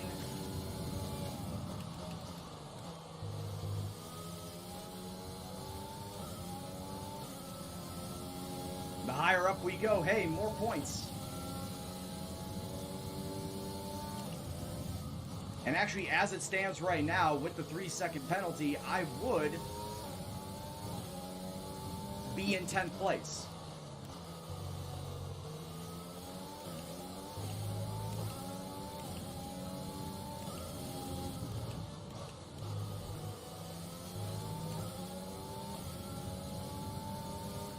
Because, yeah, it would definitely take me below Stroll, but as it stands right now, I've got a 4-second gap on Magnussen. So I would still finish top 10.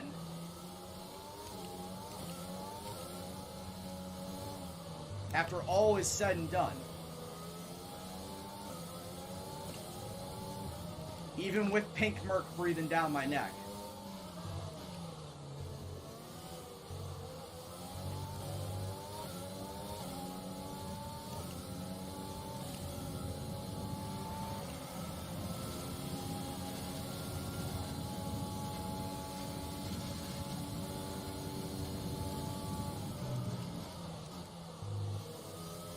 Four laps to go.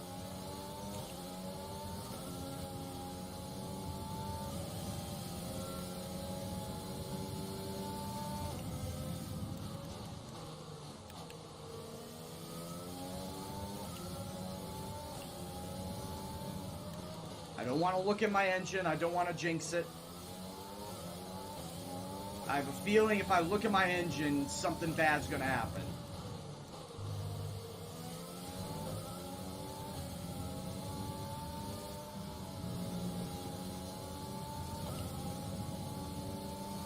So I don't want to There's chance it. 3 laps of fuel remaining.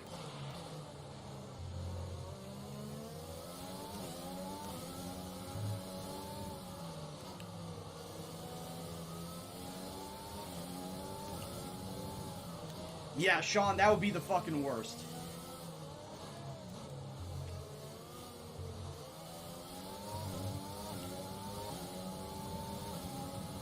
That would be the fucking worst with 3 laps to go.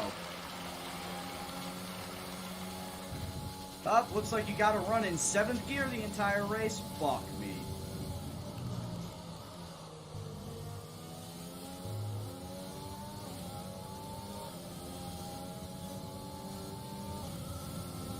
Yeah, after the race, I'm going to take a look and see how bad the percentage is. Or how the bad percentage was, because I get a new gearbox after this race.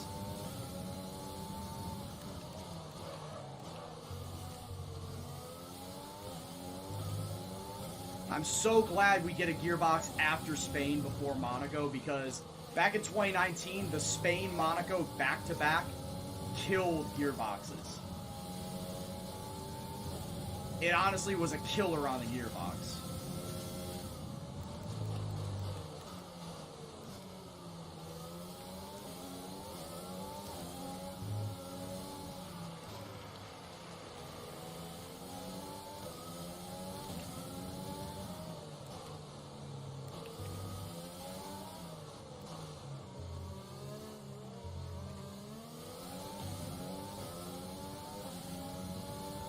Alright, I'll let Lance Stroll go by. Go ahead. I've got no quarrel with you.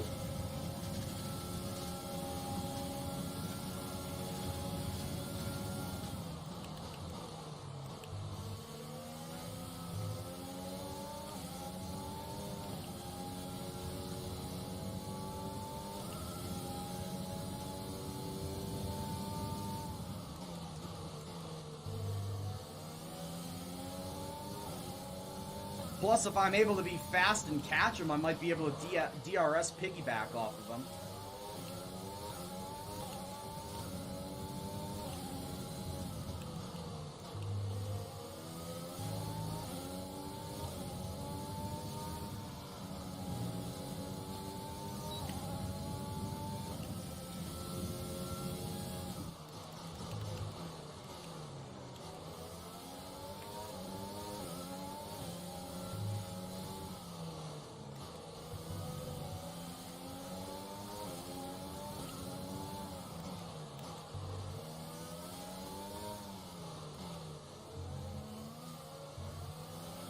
There's only 1 lap of fuel remaining. Guess what? There's only 1 lap left, Jeff. White flag in the air.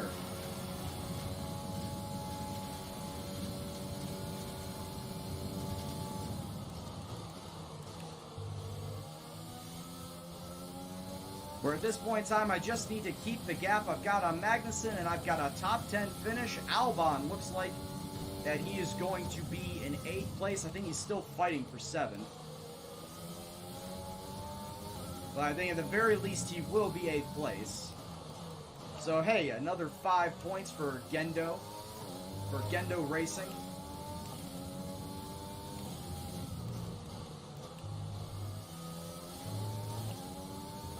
Obviously could be better. I think the tail of the tape is, for all these races, is it could be better, but it could have been a lot worse.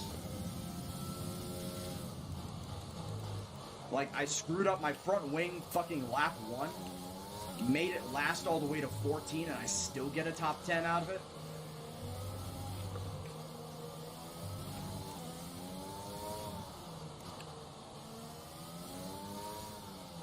Oh yeah, and also I have a 3-second time penalty, and I still get a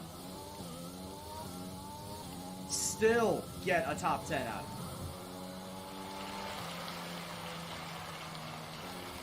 Alright, race Cool over. boy. Take care of the car on the way in. 10th place finish. Not bad at all.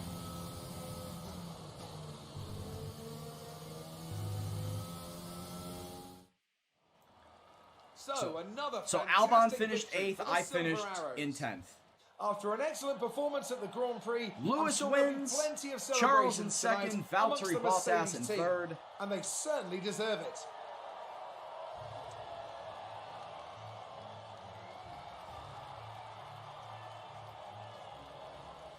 Do I think pitting lap 13 was a good choice?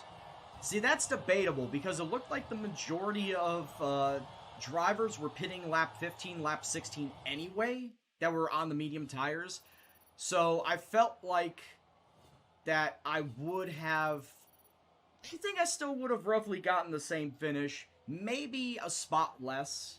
Let's Because have a of look the then time at the drivers' penalty. standings. So More I think points that for Valtteri Bottas, it did further not matter. solidifying his lead In the grand at scheme of top things, the it did table. give me a point. Shut the fuck up, Crofty. I think in the grand scheme of things, it did manage to give me a point, a top 10 finish. But overall, if we're take away, X positions give you points, I still think that it really was very nominal as far as a strategy. Since, like I said, most everybody came in pit 15 and 16. So I had just another lap.